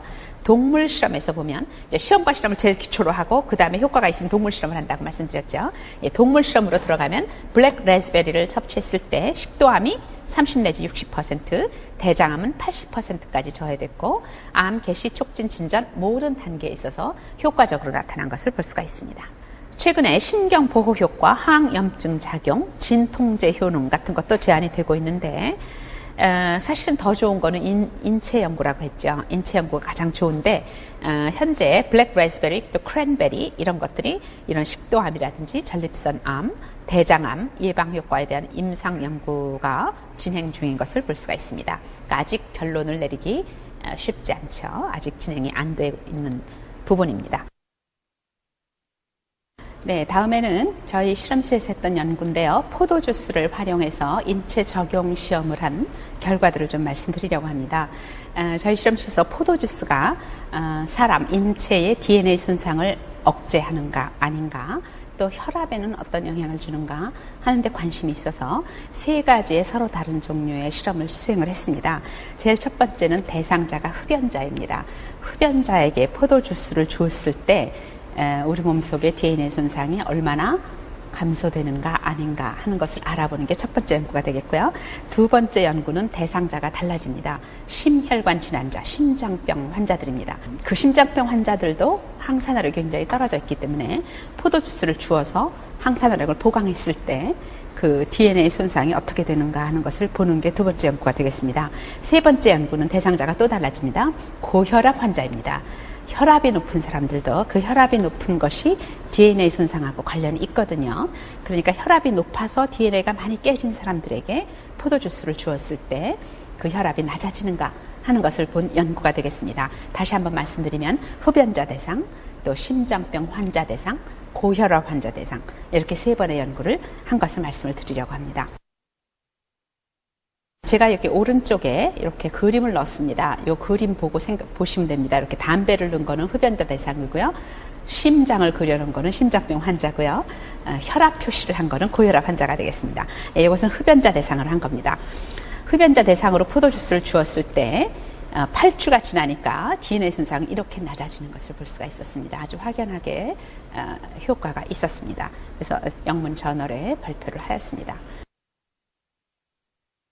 이것은 그때 마침 저희 연구실에 우리나라에서는 아마 처음이라고 생각이 드는데 자유 라디칼을 잴 수 있는 기계를 외국에서 가져다가 어디다가 세팅을 하고 싶은데 한 2달 동안의 시연을 할 때를 찾고 있어서 저희하고 어떻게 매칭이 됐습니다. 그래서 저희 연구실에 이 자유 라디칼을 잴 수 있는 기계를 설치해 놓은 적이 있었습니다. 왜냐하면 자유 라디칼이 굉장히 빨리 바뀌기 때문에 굉장히 측정하기가 어렵습니다. 근데 마침 그때 그 기계를 저희가 빌려 쓸 수가 있어서 측정을 하였는데 8주 후에 자유 라디칼이 떨어지는 것을 볼 수가 있었습니다. 앞에서 말한 DNA 손상이 감소된 거하고 함께 가는 결과라고 볼 수가 있겠죠. 여기 이제 그림이 달라졌죠. 이거 심혈관 질환자입니다. 심장병 환자들을 대상으로 8주 동안 포도주스를 섭취를 시켰을 때 DNA 손상이 이렇게 떨어지는 것을 볼 수가 있었습니다. 그 다음에 총항산화력의 트랩이라고 있습니다. 우리 혈액 중에 전체 총 그 항산화력을 재는 방법 중에 하나가 되는데 이 트랩도 심장병 환자에게 봤을 때 포도주스를 8주간 주면 항산화력이 좋아지는 것을 확인할 수 있었습니다. 그 다음에 적혈구에 있는 항산화 효소가 캐탈레이즈, SOD 같은 것들이 전부 증가한 것을 볼 수가 있어요. 포도주스 섭취 후에. 그리고 이것은 항산화 비타민들입니다. 우리 보통 혈액에서 잴 수 있는 항산화 비타민이 알파 토코페롤, 감마 토코페롤, 알파 캐로틴, 베타 캐로틴, 라이코핀 이런 것들을 전부 봤을 때 0주하고 비교했을 때 8주에서 알파 토코페롤이 여기 이제 별표 표시가 있는 것은 통계적으로 의미가 있게 증가했다. 그렇게 말할 수가 있습니다. 알파 토코페롤 증가했고요. 알파 캐로틴 증가했고 라이코핀도 증가한 것을 볼 수가 있었습니다. 또 더 좋았던 것은 혈장 지진 수준도 변화를 가져왔다는 것입니다. 여기서 보면 이 0%가 이제 기본이고요. 기본 0주이고 8주 후에 어떻게 변화했나를 아래 위 바로 나타냈는데요. 총 콜레스테롤 18% 떨어졌고요. LDL 콜레스테롤 43%가 떨어졌습니다. 중성지방 8.6% 떨어졌고요. HDL 콜레스테롤은 우리가 증가해야 좋은 겁니다. 많아야 좋은 건데 물론 심장병 환자의 경우입니다. HDL 콜레스테롤은 36% 증가한 것을 볼 수가 있었습니다. 그래서 상당히 좋은 결과를 얻었습니다. 저희가. 그다음 이제 요거는 지금 혈압 표시죠. 고혈압 환자입니다. 고혈압 환자를 대상으로 실험을 했을 때는 어떤 결과를 가져왔나? 이때는 이제 연구의 목적이 DNA 손상보다도 혈압을 컨트롤할 수 있을까? 포도주스를 먹는 것이 혈압에 어떤 영향을 주는가? 왜냐하면 고혈압 환자들은 혈압을 낮추는 게 굉장히 중요하지요. 네, 그래서 했을 때 이것이 이제 여기 위약이라고 썼는데요. 주스에 무슨 위약이 있나? 이런 것을 좀 여러분들이 이상하게 생각하실 것입니다. 이것은 굉장히 저희가 뭐라 그럴까? 운이 좋았는데요. 저희가 이 연구 말고 아까 심장병 연구한 거하고 흡연자 연구한 거를 가지고 그 미국의 학회에 가서 발표를 했습니다. 그랬더니 미국에는 굉장히 큰 포도 주스를 생산하는 회사에서 와가지고 자기네하고 공동 연구를 좀 하면 좋겠다. 그러면서 내가 포도주스에 대해서 관심이 있고 연구를 하니까 자기네가 가짜 포도주스를 만들어주겠다 그래요. 그래서 제가 그 얘기를 듣고 얼마나 좋았는지. 왜냐하면 우리가 약을 주면 그 약은 가짜 약을 만들 게 굉장히 쉬워요. 약을 구별할 수가 없습니다. 근데 포도주스를 주면서 이게 실제로는 포도주스가 아닌데 포도주스인 것처럼 만들어주기는 정말 어렵거든요. 식품은 그게 안 됩니다. 예를 들면 사과를 주면서 가짜 사과를 만들어줄 수가 없잖아요. 그죠? 그래서 실제로 이런 위약 연구가 참 안 되거든요. 근데 이런 가짜 대조군이 있어야 굉장히 수준 높은 연구가 되거든요. 그걸 너무 하고 싶은데, 제가 귀가 번쩍 뜨였어요. 그래서 정말로 가짜 포도주스를 만들어줄 수 있는가? 만들어줄 수 있대요. 그래가지고 이제 같이 시작을 하기로 해가지고, 미국에서 가짜 포도주스가요, 비행기를 타고 수만 병이 왔습니다, 한국에. 전부 공수로 해가지고 저희가 가짜 포도주스를 먹였습니다. 그러니까 먹는 사람은 똑같이 생겼어요. 포도주스 색깔 왜 보라색이죠? 똑같이 보라색이고 당도도 똑같고 다 똑같은데 가짜입니다. 그러니까 전혀 구별 못해요. 저희가 먹어봐도 어느 게 진짜인지 가짜인지 모릅니다. 그래서 우리도 모르고 실제로 실험하는 사람도 모르고 그래서 그 가짜 포도주스를 사용하는 그런 좋은 연구를 저희가 할 수가 있었습니다. 그래서 여기서 대조군 위약이라는 게 가짜 포도주스입니다. 그리고 진짜 포도주스요. 그렇게 해서 실험을 해봤을 때 혈압이요. 가짜 포도주스에서는 아무런 차이가 없었는데 진짜 포도주스를 사용한 그룹에서 8주 후에 수축기 혈압이 의미가 있게 내려갔습니다. 이완기 혈압도 마찬가지로 가짜 포도주스 주었을 때는 아무 차이가 없었는데 진짜를 주었을 때 의미 있게 감소하였습니다. 그래서 굉장히 좋은 결과가 나와서 그 회사에도 저희가 참 좋았고 저희도 굉장히 좋았고 또 좋은 저널에 우리가 발표할 수가 있었습니다. 그러면서 저희가 또 DNA 손상도 늘 보는 거니까 DNA 손상도 혈압에 포도주스가 어떤 영향을 주었을까 고혈압 환자에게 관심이 있어서 보았더니 역시 가짜 포도주스를 먹은 그룹은 아무 변화가 없었는데 DNA 손상이 진짜 포도주스를 먹은 그룹에서 떨어졌고요. 마찬가지로 테일 랭스와 테일 모멘트 모두 DNA 손상이 떨어진 것을 볼 수가 있었습니다. 이렇게 해서 이제 포도주스에 대한 연구 결과를 말씀을 드리고 그 다음에 이소플라본으로 넘어가겠습니다. 역시 플라보노이드고요. 이소플라본, 아이소플라본이라고도 얘기하는데요. 이것은 그 구조가 요 아래에서 보시면 알지만 에스트로겐하고 아주 비슷합니다. 맨 앞에는 에스트라다이올, 이게 에스트로겐이거든요. 에스트로겐하고 아이소플라본이 주로 제니스틴하고 다이드제인인데 이 다이드제인하고 제니스틴의 구조가 에스트로겐하고 아주 비슷한 걸 볼 수가 있죠. 예, 그래서 이렇게 구조가 비슷하기 때문에 식물성 에스트로겐이다. 이런 별명이 붙어 있습니다. 이소플라본에선. 그러면 이 이소플라본에는 어떤 건강과 관련된 기능성이 있는가 하는 것을 보겠습니다.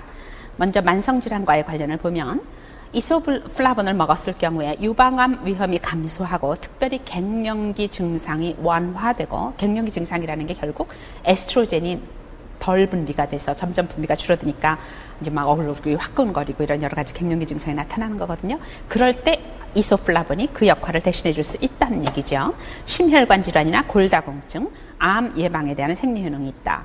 이소플라본을 100mg을 먹기 위해서는 콩을 60g, 두부를 300g 먹으면 이소플라본 100mg 정도를 먹을 수가 있게 되는 건데요. 역학조사, 아까 굉장히 많은 사람들을 대상으로 하는 역학조사를 해보면 오랫동안 대두, 콩이죠, 우리가 말하는 그 콩을 많이 먹은 사람의 경우 폐경과 관련된 질환 그리고 암 같은데 많이 안 걸리더라. 이런 연구 결과가 나와 있습니다. 그런데 거의 의견이 일치하고 있습니다.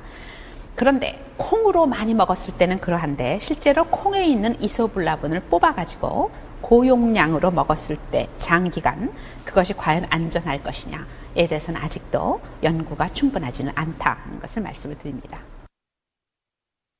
식품 내에 있는 이소플라본 함량을 좀 말씀을 드리겠습니다. 여기 보면 대두, 된장, 청국장, 미소라고 일본 된장 있죠. 네, 이런 데도 굉장히 많이 들어있습니다. 여러 가지 콩 제품들에 이소플라본이 많이 들어있는 것을 볼 수가 있습니다. 이소플라본이 흡수되기 위해서는 나이드제인이나 제니스테인으로 전환되어야 하는데요. 이것은 어떤 식품을 함께 섭취하느냐에 따라 달라집니다. 고탄수화물 식사를 먹게 되면 장내 발효가 증가해서 나이드제인 대사물질은 이퀄로 전환되는 게 높아집니다. 그래서 이 아래 그림을 보시면 이 이퀄은 에스트로겐 능력이 나이드제인보다 훨씬 크기 때문에 이소플라본의 효능을 높일 수가 있습니다. 따라서 고탄수화물 식사랑 함께 먹는 것이 이소플라본은 괜찮다는 얘기입니다. 그러니까 우리나라 사람들은 탄수화물 좀 많이 먹죠. 상당히 유리하다고 볼 수가 있습니다. 폐경 증상에 상당히 효과가 있다. 아까 말씀을 드렸는데요. 이 폐경 여성의 갱년기 증세를 완화시키기 위해서 이제 보통 호르몬을 많이 쓰죠. 폐경했을 때 이제 갑자기 얼굴이 화끈거리고 막 여러 가지 굉장히 많은 변화가 여성에게서 일어납니다. 그 폐경기에 일어나는 변화를 줄이기 위해서 이제 의사들이 권하기도 하고 본인이 원하기도 해서 호르몬요법, 다시 말하면 에스트로겐을 바깥에서부터 먹는 거죠. 그래서 에스트로겐 호르몬요법들을 많이 쓰게 되는데요. 그것을 꺼리게 되는 이유 중에 하나가 그것을 쓰게 되면 유방암의 위험이 그렇지 않은 사람보다 다소 높아질 수 있다. 라는 연구 결과가 나오고 있어서 조금 망설이게 되죠. 그래서 그거에 대한 대체요법이 뭐가 없나 했을 때 이소플라본이 하나의 대안이 될 수 있을 것이다 하는 얘기죠. 임상실험을 해본 결과 이소플라본이 폐경 여성의 갱년기 증상에 효과가 있었다고 합니다. 대두 이소플라본의 폐경 증상 완화 효과에 대한 연구들에서 그렇지만 효과가 없었다는 연구도 있다는 거죠. 아까 바이타민 C를 제가 얘기한 것처럼 이것도 있고 저것도 있으면 사실 확실치 않은 거지요. 뭐라고 결론 내리기가 어렵습니다. 더 많은 연구가 앞으로 필요하다고 보여집니다. 골다공증 관련해서는 동물 실험 그리고 인체 적용 시험 결과 이소플라본을 함유하고 있는 대두 단백을 보충해 주는 것이 골 조직 유지에 효능이 있었다고 합니다. 하루에 90mg 정도의 대두 이소플라본을 섭취를 하면 뼈의 재흡수를 저해하고 뼈 형성을 자극하는 것으로 나타났다고 합니다. 심혈관 질환으로는 어떤 게 있나? 대두 단백을 섭취했을 때 혈중 총 콜레스테롤, LDL 콜레스테롤 농도가 감소되지만 이소플라본 보충제는 이런 효과가 없었다고 합니다. 이게 무슨 말씀이신지 아시죠? 식품으로 대두, 콩으로 먹었을 때는 효과가 나타났지만 이소플라본만 뽑아서 먹었을 때는 이런 효과가 나타나지 않았다는 것이죠. 그래서 미국의 FDA에서는 대두 단백을 섭취해라. 이소플라본을 섭취하는 것보다 대두 단백 섭취가 심혈관 질환 예방에 효과가 있다는 건강 기능성을 인정을 하고 있습니다. 이런 대두 단백을 섭취했을 때 또 혈중 지질 개선 효과가 나타난 것은 물론 이소플라본의 생리 활성에 기인한다고 보여지죠. 추측하고 있습니다. 그리고 혈청 콜레스테롤 수치와 지금 위에서 말한 것처럼 대두 식품 섭취량 사이에는 매우 강한 관계가 있는 것을 볼 수가 있습니다. 그 다음에 이제 암으로 넘어가겠습니다. 혈액 이소플라본 농도가 유방암, 또 자궁 내망암 위험률과 음의 상관관계가 있습니다. 이 말은 혈액 중에 이소플라본 농도가 높을수록 이런 암의 위험률이 떨어진다라는 말이 되겠죠. 세포 실험하고 동물 실험, 세포 실험 아까 인비트로 시험관 실험하고 마찬가지입니다. 이런 세포 실험과 동물 실험을 해보면 암 세포 증식을 억제하는 그런 활성이 있는 것이 좋은 효과가 나타나고 있습니다. 그러나 인체가 아니지요. 따라서 인체까지 갈 것이냐, 그런 효과가 있을 것이냐 하는 것은 아직 모른다는 얘기죠. 다르게 나타날 수 있습니다. 이 인체에서 이소플라본이 항암 활성을 가지느냐 굉장히 관심이 많은데요. 연구 많이 되고 있지만 아직 부족합니다. 다시 말해서 현재의 연구 결과만 가지고는 이걸 가지고 암을 치료한다. 암 환자에게 막 콩 많이 먹어라. 그러면 뭐 치료가 될 것이다. 또 암에 안 걸릴 것이다. 이렇게 말하는 것은 조금 아직은 좀 이르지 않는가. 충분히 연구가 더 축적이 되어야겠다라고 말씀을 드릴 수가 있습니다. 저희 실험실에서 이소플라본 가지고 실험을 해봤는데요. 이거는 동물 실험입니다. 둘 다. 제가 인체 실험 하지 못했습니다. 뭐 제가 연구하는 거는 연구비를 받아야 하는데 이소플라본 가지고 연구비를 준다는 데가 아직 없어서 동물 실험만 했었습니다. 이소플라본을 섭취했을 때 동물에 있어서 DNA 손상 그리고 암 예방에 어떤 영향을 주는가 하는 것을 보았습니다. 이소플라본을 투여했을 때 이것도 이제 두 가지인데요. 두 가지 서로 다른 동물 실험을 했습니다. 처음 동물 실험은 대상 동물이 암컷 흰쥐입니다. 암컷이에요. 그리고 두 번째 동물은 고혈압 흰쥐입니다. 예, 그렇게 달라서 이제 그것을 보고 여러분들이 구별해서 보시면 되겠는데요. 이것은 이제 어떤 그 연구 계획이었냐 하면 그룹을 셋으로 했어요. 컨트롤 그룹은 대조군입니다. 그리고 에스트로겐 그룹하고 아이소플라본 그룹, 에스트라다이올이라고 아까 에스트로겐 소개했었죠. 에스트로겐을 준 그룹하고 이소플라본을 준 그룹입니다. 다시 말하면 이 두 개가 구조가 비슷하다 그랬죠. 그래서 이소플라본이 에스트로겐 효과가 있을 텐데 에스트로겐 왜 우리 보통 폐경기 여성의 에스트로겐 요법을 쓰잖아요. 그 요법을 쓰는 것이 좀 걱정스럽다. 그러니까 이소플라본을 대신 했으면 좋겠다 하는 얘기를 한다는 거 아까 말씀을 드렸죠. 네, 그거를 비교하기 위한 실험입니다. 그렇게 해서 보았을 때 DNA 손상인데요. DNA 손상이 에스트로겐을 먹은 그룹이 컨트롤 그룹하고 비슷했고요. 이 A, B라는 것은 같은 문자끼리는 같은 그룹 차이가 없다는 얘기고요. 문자가 달라지면 차이가 있다는 얘기거든요. 그러니까 대조군하고 에스트로겐 그룹은 똑같고요. 아이소플라본 그룹에서 낮아졌어요. 이거 참 재밌죠. 이게 무슨 얘기냐 하면 유사해도 구조가 화학적인 구조가 유사해도 에스트로겐을 먹은 것은 DNA 손상을 감소시키는 효과가 없는데 아이소플라본을 먹은 것은 DNA 손상을 감소시키는 효과가 있었다라는 게 되겠죠. 요것만 보면 물론 동물 실험입니다. 사람에게도 그렇게 나타나리라는 건 모르죠. 네, 이것은 고혈압 흰쥐입니다. 아까 말했듯이 고혈압 흰쥐를 가지고 봤을 때 역시 아이소플라본을 먹은 그룹이 컨트롤 그룹에 비해서 DNA 손상이 낮아지는 것을 볼 수가 있었고요. 여기서 고혈압 흰쥐에서 볼 때 혈압이 올라갈수록 DNA 손상이 올라갑니다. 아까도 제가 그 말씀을 드렸죠. 고혈압이 DNA 손상과 관련이 있다. 심혈관 질환도 마찬가지다. 암도 마찬가지다. 이런 것들이 모두 그래서 항산화를 재는 게 중요하다. 이런 얘기들을 드렸습니다. 여기서도 보면 이제 이건 혈압인데요. 혈압을 봤을 때 이소플라본을 먹였더니 혈압이 쥐에서 떨어졌습니다. 그러니까 사실 동물 실험만으로는 굉장히 좋은 결과가 나온 거예요. 혈압 떨어뜨리고 DNA 손상 억제하고 에스트로겐도 하지 못하는 그런 일들을 이소플라본이 하는 것으로 나타났습니다. 그러나 동물 실험이라는 게 한계가 있는 거죠.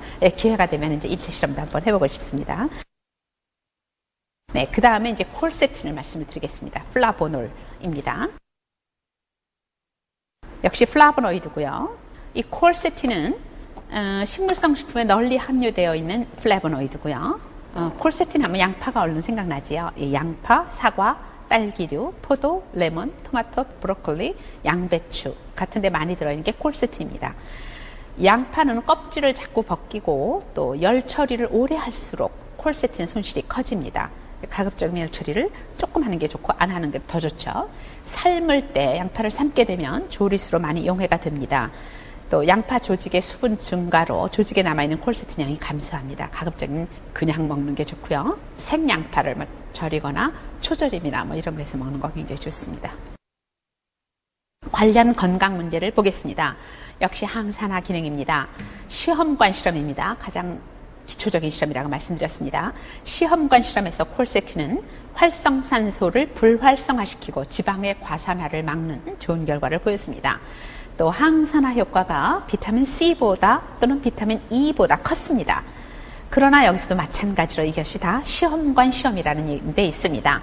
인체 실험까지 가면 똑같이 나타날지 어쩔지 아직 명확하지 않다는 얘기입니다. 암 관련 연구를 좀 보겠습니다. 암 관련 연구는 이제 역학조사들을 많이 하는데요. 역학조사를 하면 콜세틴을 포함하는 플라보노이드 섭취가 암 예방을 하는 효과가 있는지에 대해서 확신할 수 없음이지요. 네, 그러니까 사실 역학조사 굉장히 중요하긴 해요. 역학은 사람을 대상으로 하는 거고 굉장히 많은 수의 사람을 대상으로 하는 거고 그 사람들의 식생활을 보는 거고 그 식생활을 가지고 몇 년 후에 어떤 병이 발병하는 거를 보는 거기 때문에 상당히 높은 수준의 연구라고 볼 수 있는데 역학조사에서 확신할 수 없으므로 아직 나타나고 있습니다. 그러니까 아직 충분하게 과학적인 근거가 충분하지 않다는 말씀을 드리는 거죠. 실험 연구를 보면 콜세틴 섭취가 DNA 손상을 낮추고 식도 위암 예방 효과가 있었다고 나타나 있습니다. 심혈관 질환에 대해서 보면은요, 심혈관 질환 예방 효과가 있을까? 콜세틴에서는 상반된 결과들이 보고가 되고 있습니다. 역학 연구에서는 심혈관 질환 예방 효과에 대해서 아직 논쟁의 여지가 남아 있습니다. 계속 역학 연구가 지금 결론을 못 내리고 있죠. 어려워요. 역학 연구가 쉽지 않습니다. 굉장히 많은 사람이. 그러니까 왜냐하면 생각해 보세요. 만약에 1000명을 가지고 시작을 한다. 5년쯤 지났을 때 1000명 중에서 심혈관 질환자가 몇 명이 생길 것 같아요? 몇 명 안 생기거든요. 그러니까 환자가 좀 생겨야 되잖아요. 그게 1000명 갖고 안 되는 거예요. 한 10,000명 가지고 해야, 뭐 혹은 몇만 명을 가지고 해야 그 중에 몇 명이 생기고 안 생기고 그 사람들의 식습관이 어떻게 달라졌나 뭐 이런 거를 보는 거기 때문에 쉬운 조사는 아닙니다. 그렇지만 굉장히 의미가 있는 조사가 역학 연구가 되겠습니다.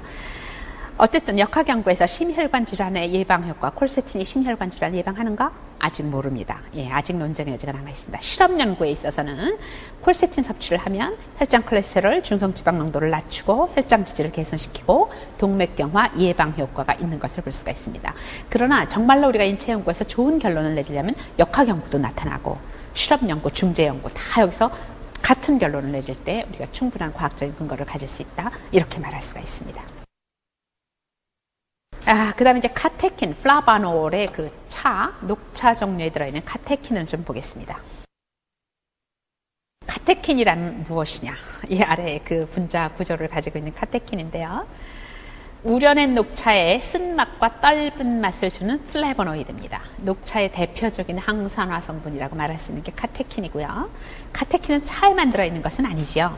적포도주와 사과, 포도, 초콜릿 이런 데 들어있어서 있지만 차에 그 카테킨이 가장 많이 들어있다고 볼 수가 있습니다. 아까 말씀드렸듯이 이 차 플라보노이드에서 철의 생체 이용률이 감소할 가능성이 있습니다. 따라서 철 보충제라든지 식사라든지 이런 것은 차와 함께 먹지 않는 것이 좋습니다. 그러니까 철분이 들어간 식사 같은 것들이 차와 함께 하면 철분의 흡수율이 떨어지기 때문에 그렇죠. 제가 철이라는 말과 철분이라는 말을 막 섞어서 말하는데요. 철분이라는 게 제가 알기로는 일본식 표현으로 알고 있습니다. 그래서 과거에는 철분이라는 말을 많이 썼는데 최근에는 그냥 철 그렇게 쓰죠. 우리나라식 어법에는 철이 더 맞는 것 같습니다. 철의 흡수를 방해한다고 봅니다. 차를 하루에 3.7컵 마시는 것이 빈혈에 영향을 미치지 않았다라는 보고도 있습니다. 그러니까 걱정을 하니까 사람들이 차를 많이 마시면 빈혈에 걸리나?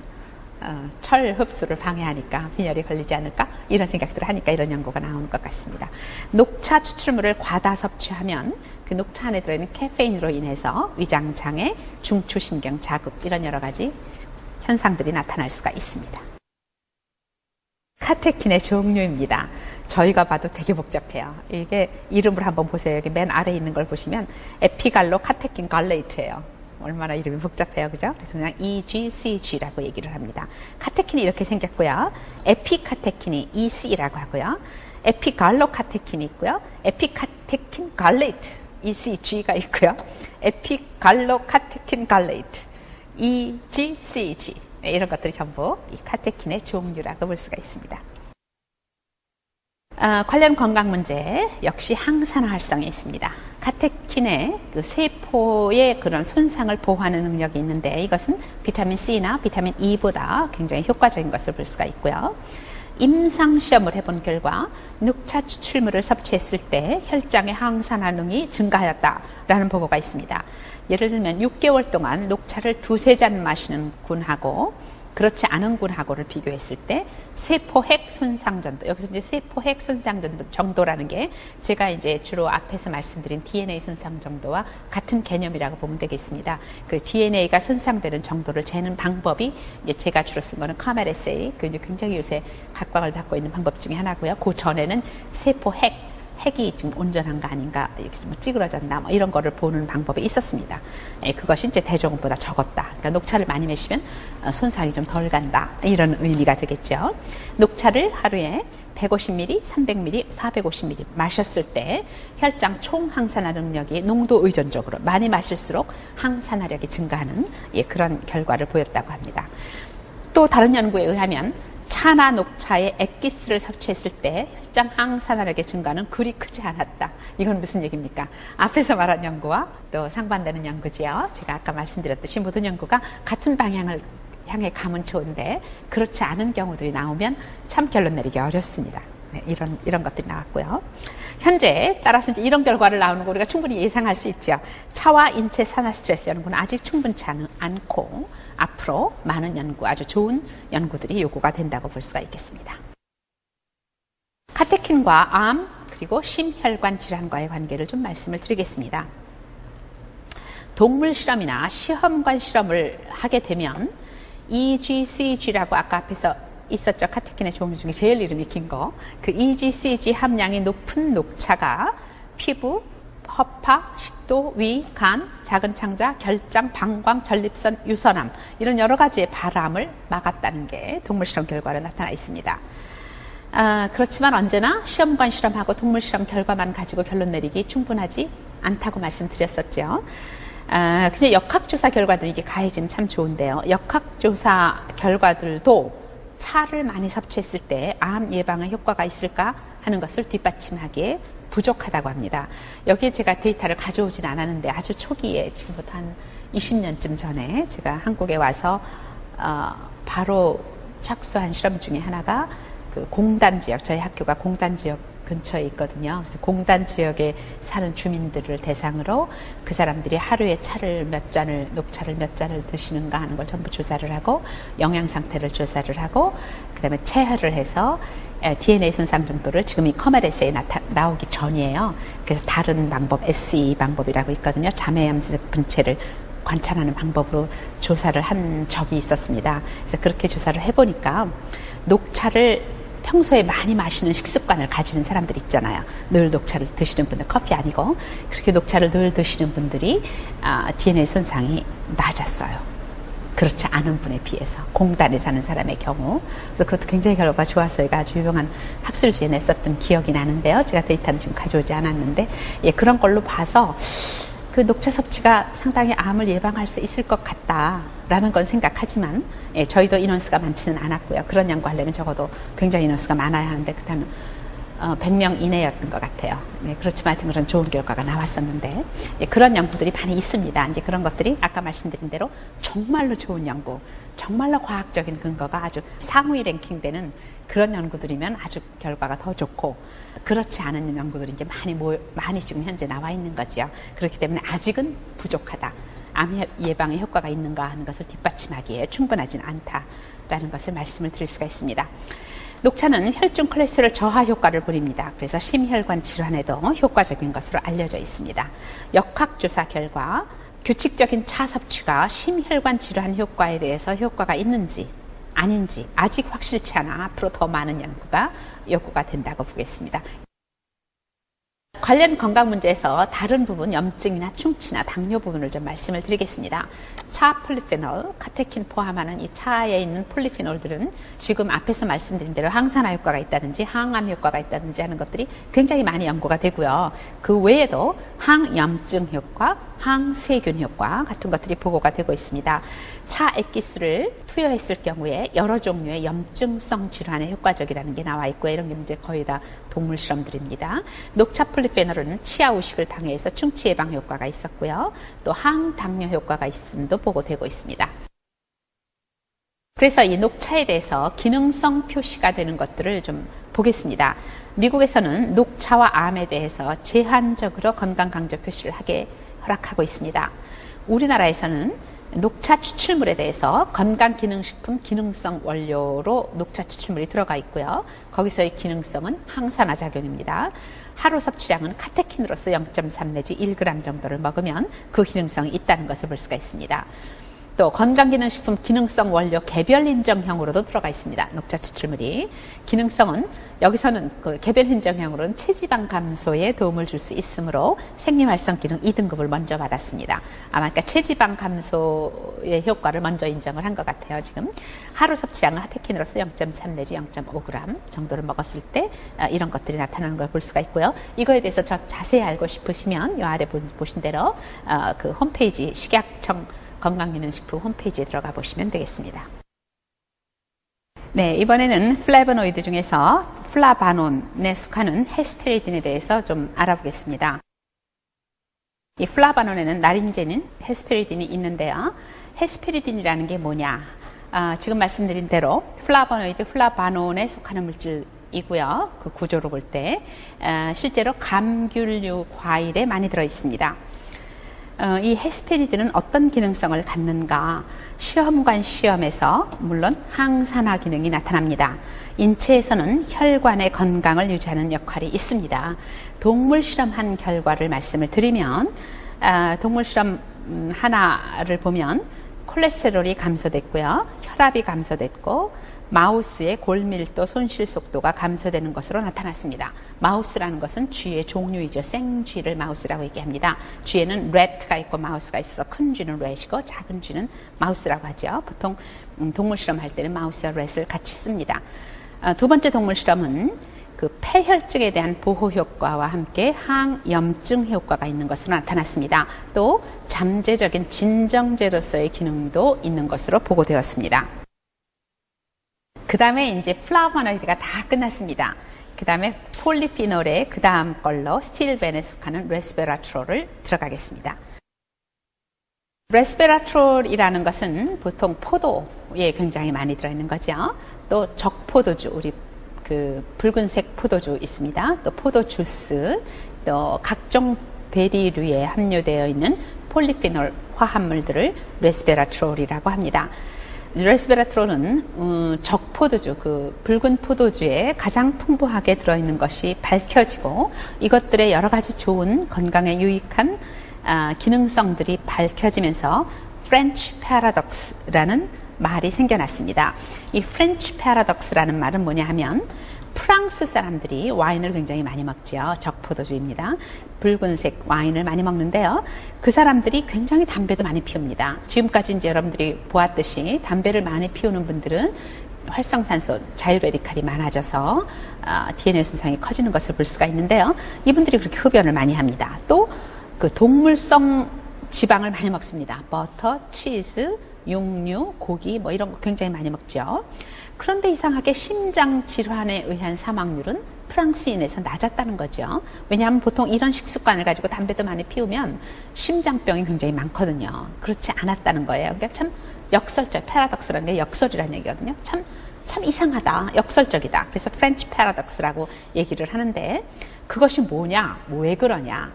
그렇고 이제 쭉 그 파고 들어가니까 결국은 와인이다. 이 사람들이 이렇게 좋지 않은 식습관하고 담배를 많이 피움에도 불구하고 심장병에 많이 안 걸리는 것은 와인을 많이 먹어서 아닐까.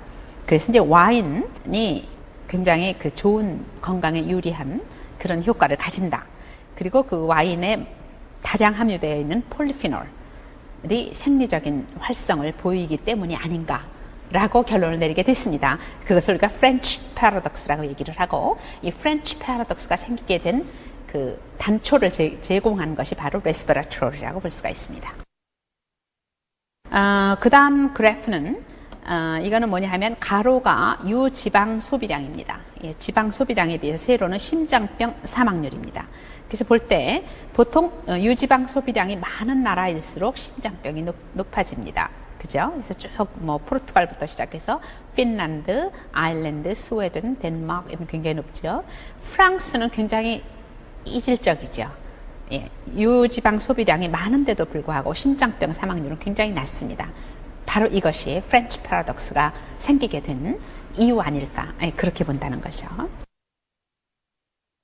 이것은 그 서울대학 약대에 계시는 서영준 교수님이 발표하신 페이퍼인데요. 레스베라트롤의 그런 어떤 그 암 예방 효과에 대해서 그 리뷰를 하신 논문이 되겠는데요. 여기서 보시면 요 파란 걸로 묶은 요 부분이 케모 프리벤션, 그죠? 그 암을 예방하는, 그리고 빨간 걸로 묶인 아래 부분이 암을 치료하는.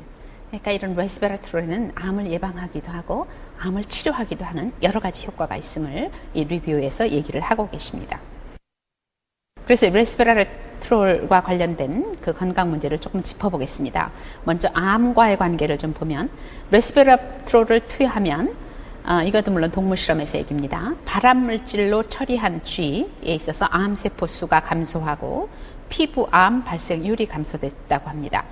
정상 동물에는 레스베라트롤을 투여했을 때 암 발생이나 사망률에 아무런 영향을 주지가 않았는데 발암물질이 들어간 후에는 그것을 감소시키는 효과가 나타났다는 얘기죠.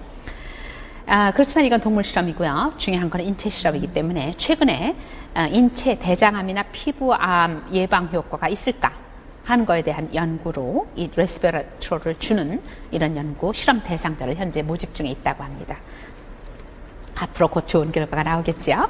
네, 신경 보호 효과를 말씀드리겠습니다. 레스베라트롤은 알츠하이머 또 신경 퇴행성 질환 관련한 뇌 플라크 형성을 감소시킨다고 합니다. 상당히 고무적인 얘기죠. 앞으로 잘 되면 치매라든지 노인성 여러 가지 신경질환에 좋은 효과를 가져올 수가 있습니다. 레스베라트롤을 경구로 투여하면, 경구 투여하는 거 입으로 먹는다는 얘기거든요. 마우스 동물 실험입니다. 시상하부 뇌 플라크를 50 내지 90% 감소시켰다고 합니다. 그래서 아마도 인체에서도 뇌 노화 관련 베타 아밀로이드 플라크가 감소되지 않을까 하는 예상을 하고 있고 현재 실험이 진행 중에 있는 것으로 알고 있습니다. 항염증 효과가 있습니다. 동물 실험을 해보면 레스베라트롤은 급성이나 만성 단계의 염증 과정을 저해하였고 레스베라트롤을 섭취하는 것은 토끼에서 염증성 관절염을 에 대한 그 보호 효과가 있었다는 것으로 지금 현재 보고가 되고 있습니다. 그래서 동물 실험에서 좋은 결과들이 많이 보고가 되고 있기 때문에 인체 실험도 이제 많이 수행이 될 것이라고 생각합니다. 심장 보호 효과가 보고되고 있습니다. 적포도주를 적당량 마시면 아까 말씀드린 대로 심장병의 위험을 상당히 줄일 수가 있어서 최근에는 적포도주는 자꾸 마셔라, 하루에 2잔 정도 마시는 것이 좋겠다 이런 얘기들이 나오죠. 항당뇨 효과도 있습니다. 또 동물 실험인데요. 당뇨를 유도한 동물에 있어서 혈당이나 지지를 낮추고 당뇨 증상을 개선함이 보고되었고요. 또 인체에 있어서도 레스베라트롤이 혈당 수준을 낮춘다는 연구가 보고되고 있습니다. 항균 효과도 있고요. 동물 실험에서 헤르페스 바이러스라는 것은 우리 입가가 허는 것 같은 헤르페스 바이러스거든요. 또 대상포진, 인플루엔자, 호흡기 바이러스 이런 여러 가지 활동들을 저해하고요. 레스베라트롤을 처리한 동물 피부에서는 피부 독성 효과가 증상이 나타나지 않았다고 합니다. 안전성입니다. 그러면 레스베라트롤, 포도나 이런 베리류에서 뽑은 레스베라트롤을 장기간 먹는 것이 어떨까? 에스트로겐 기량작용이 있기 때문에 18세 어린이나 임산부, 임신을 앞둔 여성은 섭취하지 말 것을 권장하고 있습니다. 5g 정도의 트랜스 레스베라트롤을 섭취하는 것이 부작용이 나타나지 않았다는 연구도 있고요. 하지만 아직도 그 효과는 잘 모르기 때문에 조금 주의해야 될 필요가 있겠다 이렇게 생각이 듭니다. 네, 이제 그럼 폴리피놀이 다 마쳤고요. 마지막으로 유기황 화합물로 넘어가겠습니다. 유기황 화합물로 첫 번째 알리신을 먼저 해보겠습니다. 알리신이라는 것은 일단 이 유기황 화합물이라는 건 뭐냐면 이 황, S가 황이죠. 이 황을 가지고 있는 화합물이라는 뜻입니다. 화학적인 구조로. 그래서 이제 알리신을 먼저 하겠는데요. 알리신 그럼 우리가 마늘이 생각나죠. 이 마늘에 들어있는 것이 알리신입니다. 마늘이 사실은 이런 모든 식물 영양소들이 대개 그렇듯이 해충이 공격했을 때 자기 자신을 방어하기 위해서 만들어내는 물질들입니다. 해충 공격에 대항해서 만들어내는 방어 기전 중에 하나가 알리신이고요. 마늘이 인체 질병 예방이나 치료할 잠재력에 대해서 현재 활발히 연구 중이고요. 미국에서도 그 암을 예방하는 아주 좋은 식품으로 많이 연구가 되고 있는 것 중에 하나가 알리신이라고 볼 수가 있겠습니다. 동물 실험을 해본 결과 지방의 축적을 감소시키고요. 지단백의 균형을 정상화하고 혈압을 낮추고 또 항혈전 효과, 항염증 효과, 항산화작용이 있는 것이 동물 실험 결과 나타났습니다. 임상연구는 아까 제가 말씀을 드렸나 모르겠는데 임상연구라는 것은 대개 이제 인체 적용 시험하고 비슷한 개념으로 쓰입니다. 환자들을 대상으로 하거나 해서 사람을 대상으로 연구를 하는 것들을 되게 말하는데요. 생마늘은 고콜레스테롤증 환자 콜레스테롤 수준을 낮춰주고요. 이 효과가 그런데 생마늘에 알리신만 들어있는 건 아니거든요. 마늘을 줬을 때 그런 효과가 나타나니까 그것이 알리신 때문인지 알리신 외에 다른 것 때문인지 하는 것은 아직 밝혀지지 않습니다. 마늘 투여로 인체 혈소판 응집이 저해됐지만 심혈관 질환 예방 효과는 아직 확실치 않은 것으로 나타나고 있습니다. 역학 연구입니다. 여기서 이렇게 보면 동물 실험, 임상 연구, 역학 연구 이런 게 있죠. 그러니까 연구가 무엇인지를 우리가 좀 알 필요가 있습니다. 역학 연구, 마늘, 양파를 다량으로 섭취시키는 것은 위암이나 대장암의 보호작용을 있었지만 지금 똑같은 얘기입니다.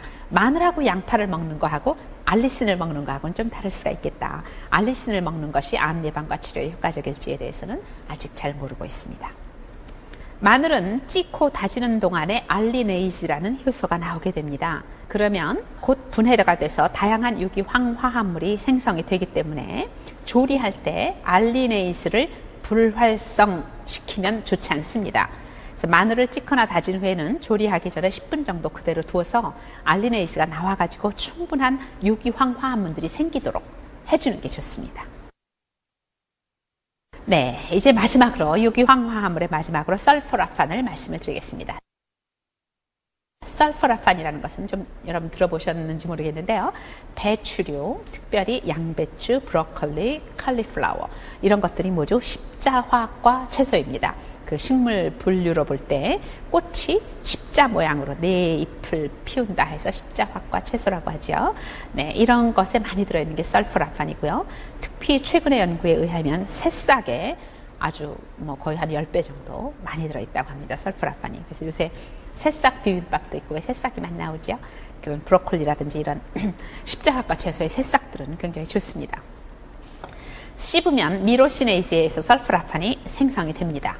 이 설포라판은 시험관 실험 그리고 동물 실험에서 항암, 항당뇨, 항균 작용이 있는 것으로 보고되고 있습니다.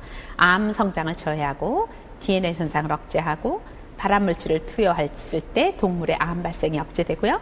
자외선 손상으로부터 피부를 지킬 뿐만 아니라 염증과 동맥경화로부터 심장을 보호합니다. 또 브로콜리를 섭취하는 것은 헬리코박터 파이로리 성장 저해 효과가 있는 것으로 보고되고 있습니다. 그렇지만 이건 모두 시험관 실험과 동물 실험 결과입니다.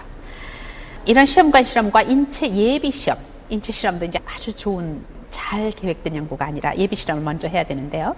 설포라판이나 십자화과 채소를 섭취하는 것은 약의 대사 효소 작용에 영향을 주어서 현재까지 부작용이 보고된 바는 없지만 설포라판이나 혹은 고농도의 브로콜리 추출물을 섭취했을 때는 의사와 상의할 것을 권장하고 있습니다. 네, 이제 굉장히 수고가 많으셨는데요. 이제 마지막 식물 영양소의 섭취 기준하고 요령을 말씀드리겠습니다. 조금 쉬운 얘기가 되겠습니다. 네, 우선 우리나라 사람의 채소와 과일 섭취 실태를 좀 보죠. 얼마나 채소를 먹고 있나, 얼마나 과일을 먹고 있나. 2009년도 국민건강영양조사 보고서에 의하면 남성과 여성의 채소를 섭취량이 남성 330, 여성 250. 그리고 과실은 여성이 더 많이 먹고 있죠. 채소는 남성이 더 많이 먹고 있어요. 전체적으로 식품 섭취량이 남성이 많기 때문에 그럴 것이라고 생각을 합니다. 다소비 식품이라는 게 있어요. 뭘 제일 많이 먹는가? 그걸 다소비 식품이라고 하는데요. 이것을 쭉 보면 채소 중에서는 우리나라 사람들이 김치하고 배추김치를 제일 많이 먹는다고 해요. 80g 정도 먹고요. 그 다음으로 먹는 게 고추, 두부, 양파, 감자, 토마토, 오이, 파, 고구마, 콩나물.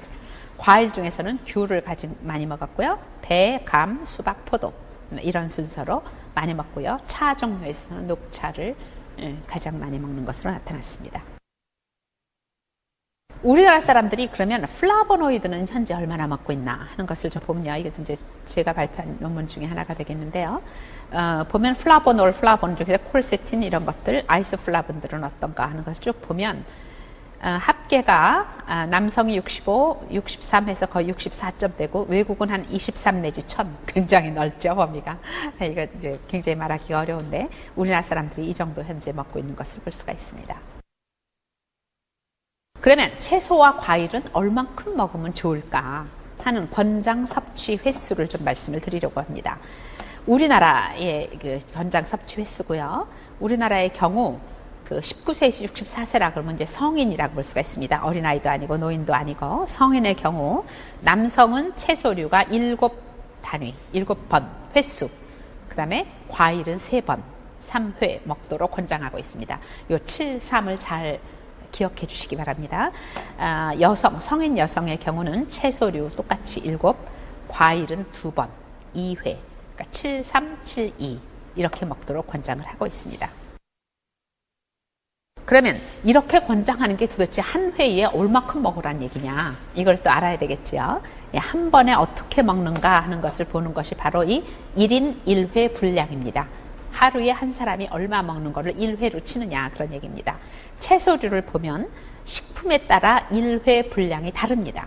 네, 그래서 여러 가지 대부분의 채소들, 뭐 시금치, 토마토, 국고추, 근대, 깻잎, 무청, 부추, 배추, 상추, 쑥, 많이 있죠. 네, 이런 것들은 70g이 한 접시고요. 그것을 70g 한 접시를 먹을 때 1회라고 얘기를 합니다. 이 분량은 어느 정도냐 하면 여러분들이 혹시 식당에 가셨을 때 반찬으로 나오는 그 나물 반찬들보다 조금 더 많은 양입니다. 한 50g 정도가 나올 거예요. 예, 그보다 조금 더 많은 70g.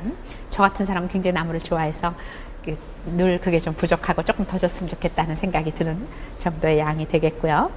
그 다음에 김치로는 60g. 김치도 그냥 그 1인분 분량으로 나오는 분량 정도가 되겠습니다. 그게 1회고요. 그 우엉, 도라지, 파김치는 25g. 훨씬 조금 작죠. 마늘 10g. 토마토 주스 100g. 100g이면 반컵 정도 되죠. 주스 반컵 정도가 1회가 됩니다. 해조류, 버섯류, 해조류도 이제 거기 나오고, 김 같은 거는 2g 한 장 정도가 1회가 되고요. 예, 버섯 같은 거는 이제 훨씬 가볍죠.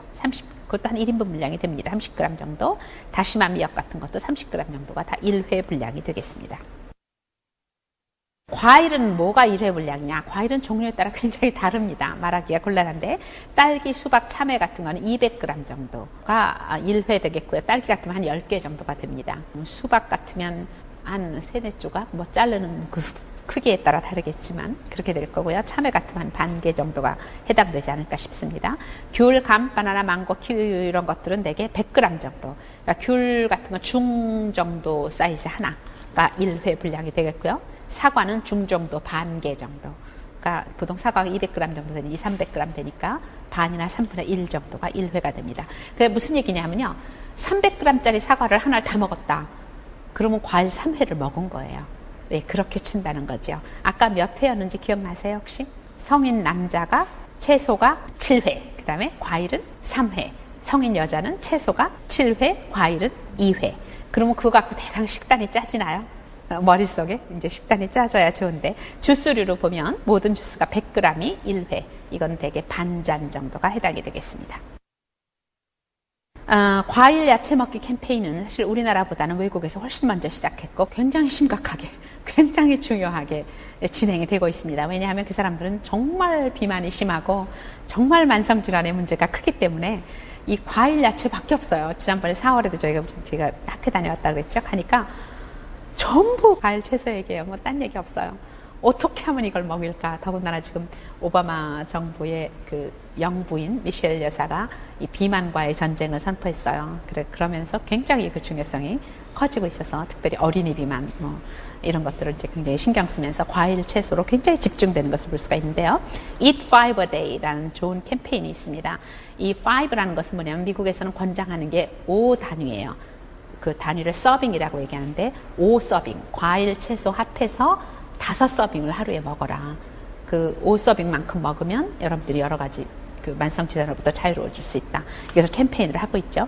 이런 게 이렇게 딱 떨어지면 좋은데 우리 같으면 7 더하기 3, 7 더하기 2 이렇게 말하려니까 좀 나쁘죠. 별로 좋지는 않은데 아무튼 이런 캠페인들이 이제 있으면 좋겠고요. 우리나라도 이제 이런 뭐 채소 과일 365, 가족 건강 365, 하루에 3번 6가지 이상 채소 과일을 5색으로 맞춰 먹자. 뭐 이런 것들이 이제 되고 있습니다. 식물 영양소, 이제 파이토케미칼들을 어쨌든 많이 먹는 게 우리 건강에 좋으니까 이것을 어떻게 하면 많이 먹을 수 있을까에 대한 팁을 좀 소개를 하려고 합니다. 팁 첫 번째는 충분한 과일과 채소를 섭취하자. 적어도 매일 채소 7회, 과일 2 내지 3회를 섭취하자. 아까 말씀드린 그겁니다. 세계보건기구에서는 5+ 전략, 그러니까 5단위 이상을 먹어라. 많은 나라에서 채택하고 있어요. 과일과 채소를 하루에 5서빙 이상을 먹으면 암 발병률을 20% 줄인다는 연구 결과가 있고요. 앞에서 제가 심혈관 질환 얘기도 소개를 해드렸죠. 우리나라에서는 하루에 남자는 채소 7회, 과일 3회, 여자는 채소 7회, 과일 2회를 권장을 하고 있습니다. 두 번째 팁입니다. 진짜 토마토로 만든 토마토 케첩을 섭취하다. 토마토 케첩이라는 게 괜찮다는 거죠. 토마토를 그렇게 많이 못 먹을 때는 케찹도 괜찮다. 근데 케찹이 그냥 빨간 색깔만 들어갔다든가 토마토는 조금 들어가고 뭐 이상한 거 많이 들어간 거 말고요. 정말 토마토로 만든 그런 케찹인지를 확인하고 또 착색제 같은 게 사용되지 않았는지를 확인하고 먹는 것이 중요할 것이다. 팁 세 번째는 콩이나 콩 제품을 현재보다 더 많이 먹자. 콩에는 그 플라보노이드의 일종인 이소플라본이 많이 들어있죠. 그 대두의 주된 식물 영양소인 이소플라본은 뼈 건강을 향상시키고 암 위험을 줄이고 폐경기 증상을 감소시키는 효과가 있기 때문에 많이 먹을수록 좋습니다. 두부라든지 뭐 비지라든지 뭐든지 좀 많이 우리가 콩 제품을 많이 먹는 게 좋습니다. 팁 4.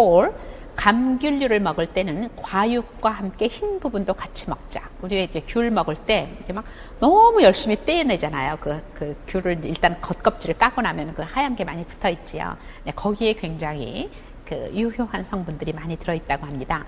거기에 헤스페리딘이 많이 풍부하기 때문에 너무 열심히 떼어내지 말고 먹자. 요새 왜 아마 요리하는 사람들이 그 매크로바이오틱이라고 해서 가급적이면 껍질채 먹고 뭐 뿌리채 먹고 뭐 이런 거 많이 얘기하죠. 가급적이면 다 먹는 것이 굉장히 좋다라는 얘기죠. 또 감귤류에는 비타민C와 팩틴 같은 식이섬유도 풍부하기 때문에 혈중 콜레스테롤을 낮추고 식욕과 배고픔을 억제해서 좋다. 팁 5는 간식으로 사탕 과자 대신에 말린 과일을 먹자. 사탕 과자가 나쁜 건 다 아시죠? 예, 당질 섭취가 굉장히 좋지가 않습니다. 그래서 과일을 말린 거, 말린 자두, 말린 살구, 건포도 이런 것도 굉장히 좋은 간식이 됩니다.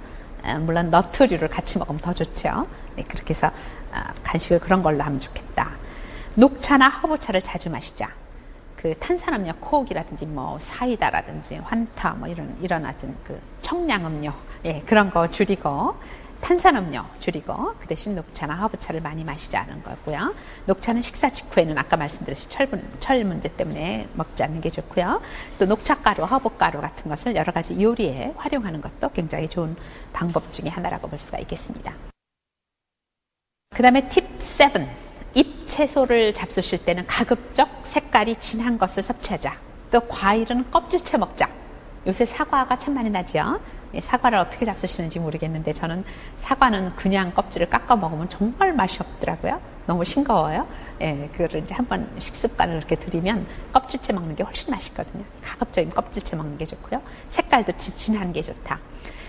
녹색 채소가 속에는 좀 밝고 바깥에는 색깔이 진하면 밖에 있는 잎이 플래보노이드 함량이 훨씬 많습니다. 색깔이 진할수록 좋고요. 토마토보다는 방울토마토가 무게 대비 껍질이 많죠. 예, 그러니까 훨씬 좋습니다. 플라보노이드가 많고요. 포도도 알맹이보다 껍질 레스베라트롤이 많아요. 그래서 저는 참 다행히 포도를 껍질째 먹어요. 포도 껍질 안 뱉거든요. 그 입안의 구조가 굉장히 포도 껍질을 잘 받아들여서 껍질째, 씨째 다 먹거든요. 아무것도 나오는 게 없어요. 포도 먹으면. 굉장히 그 좋은 식습관 중에 하나라고 생각하는데 뭐든지 껍질째 다 드시는 게 좋고요. 색깔 얘기는 여기에 쓰진 않았지만 요새 이제 황도가 많이 나오죠. 복숭아. 예, 그동안 백도 나왔다가 이제 황도 나오는데요. 백도하고 황도하고 똑같이 있으면 똑같이 당도가 맛있다면 어떤 거 집을까요? 황도 집으셔야죠. 캐로티노이드가 훨씬 많습니다. 뭐든지 색깔 진한 게 훨씬 유리합니다. 두 과일 중에 색깔이 진한 게 있고 흐린 게 있으면 진한 거 드세요. 네, 그게 훨씬 더 좋습니다. 팁 8입니다. 채소, 과일, 허브, 향신료를 다양한 음식에 활용하자. 향신료와 허브를 사용하면 식사에 향을 줄 뿐만 아니라 식물 영양소 섭취를 늘릴 수가 있겠죠. 고춧가루, 카레가루, 파세리, 오레가노, 뭐 별 요리에도 그냥 그런 걸 좀 넣으세요. 자주 넣으시면 좋죠. 베이즈 이런 허브들을 넣고요. 향신료를 넣으면 좋습니다. 녹차나 허브가루를 면류와 제가류에 활용하고 요즘 빵집에서는 많이 그렇게 나오죠. 녹차를 넣은 거 이런 거 많이 나옵니다. 마요네즈 대신에 채소나 과일, 허브, 향신료를 사용한 드레싱을 사용하는 게 좋고요. 토마토 케첩을 먹는 게 좋고요. 마요네즈는 가급적 너무 지방이 많거든요. 팁 9입니다. 양파로 음식을 만들 때는 짧게 조리하자. 조리 시간이 길어질수록 콜레스테롤 함량이 떨어지니까. 그리고 조리수까지 함께 섭취하자. 열처리 시간이 길수록 손실이 크기 때문에 그렇습니다. 팁 10입니다.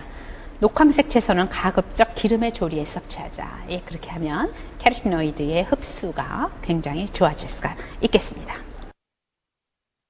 예, 마지막으로 익힌 토마토에 올리브유를 곁들여 먹자.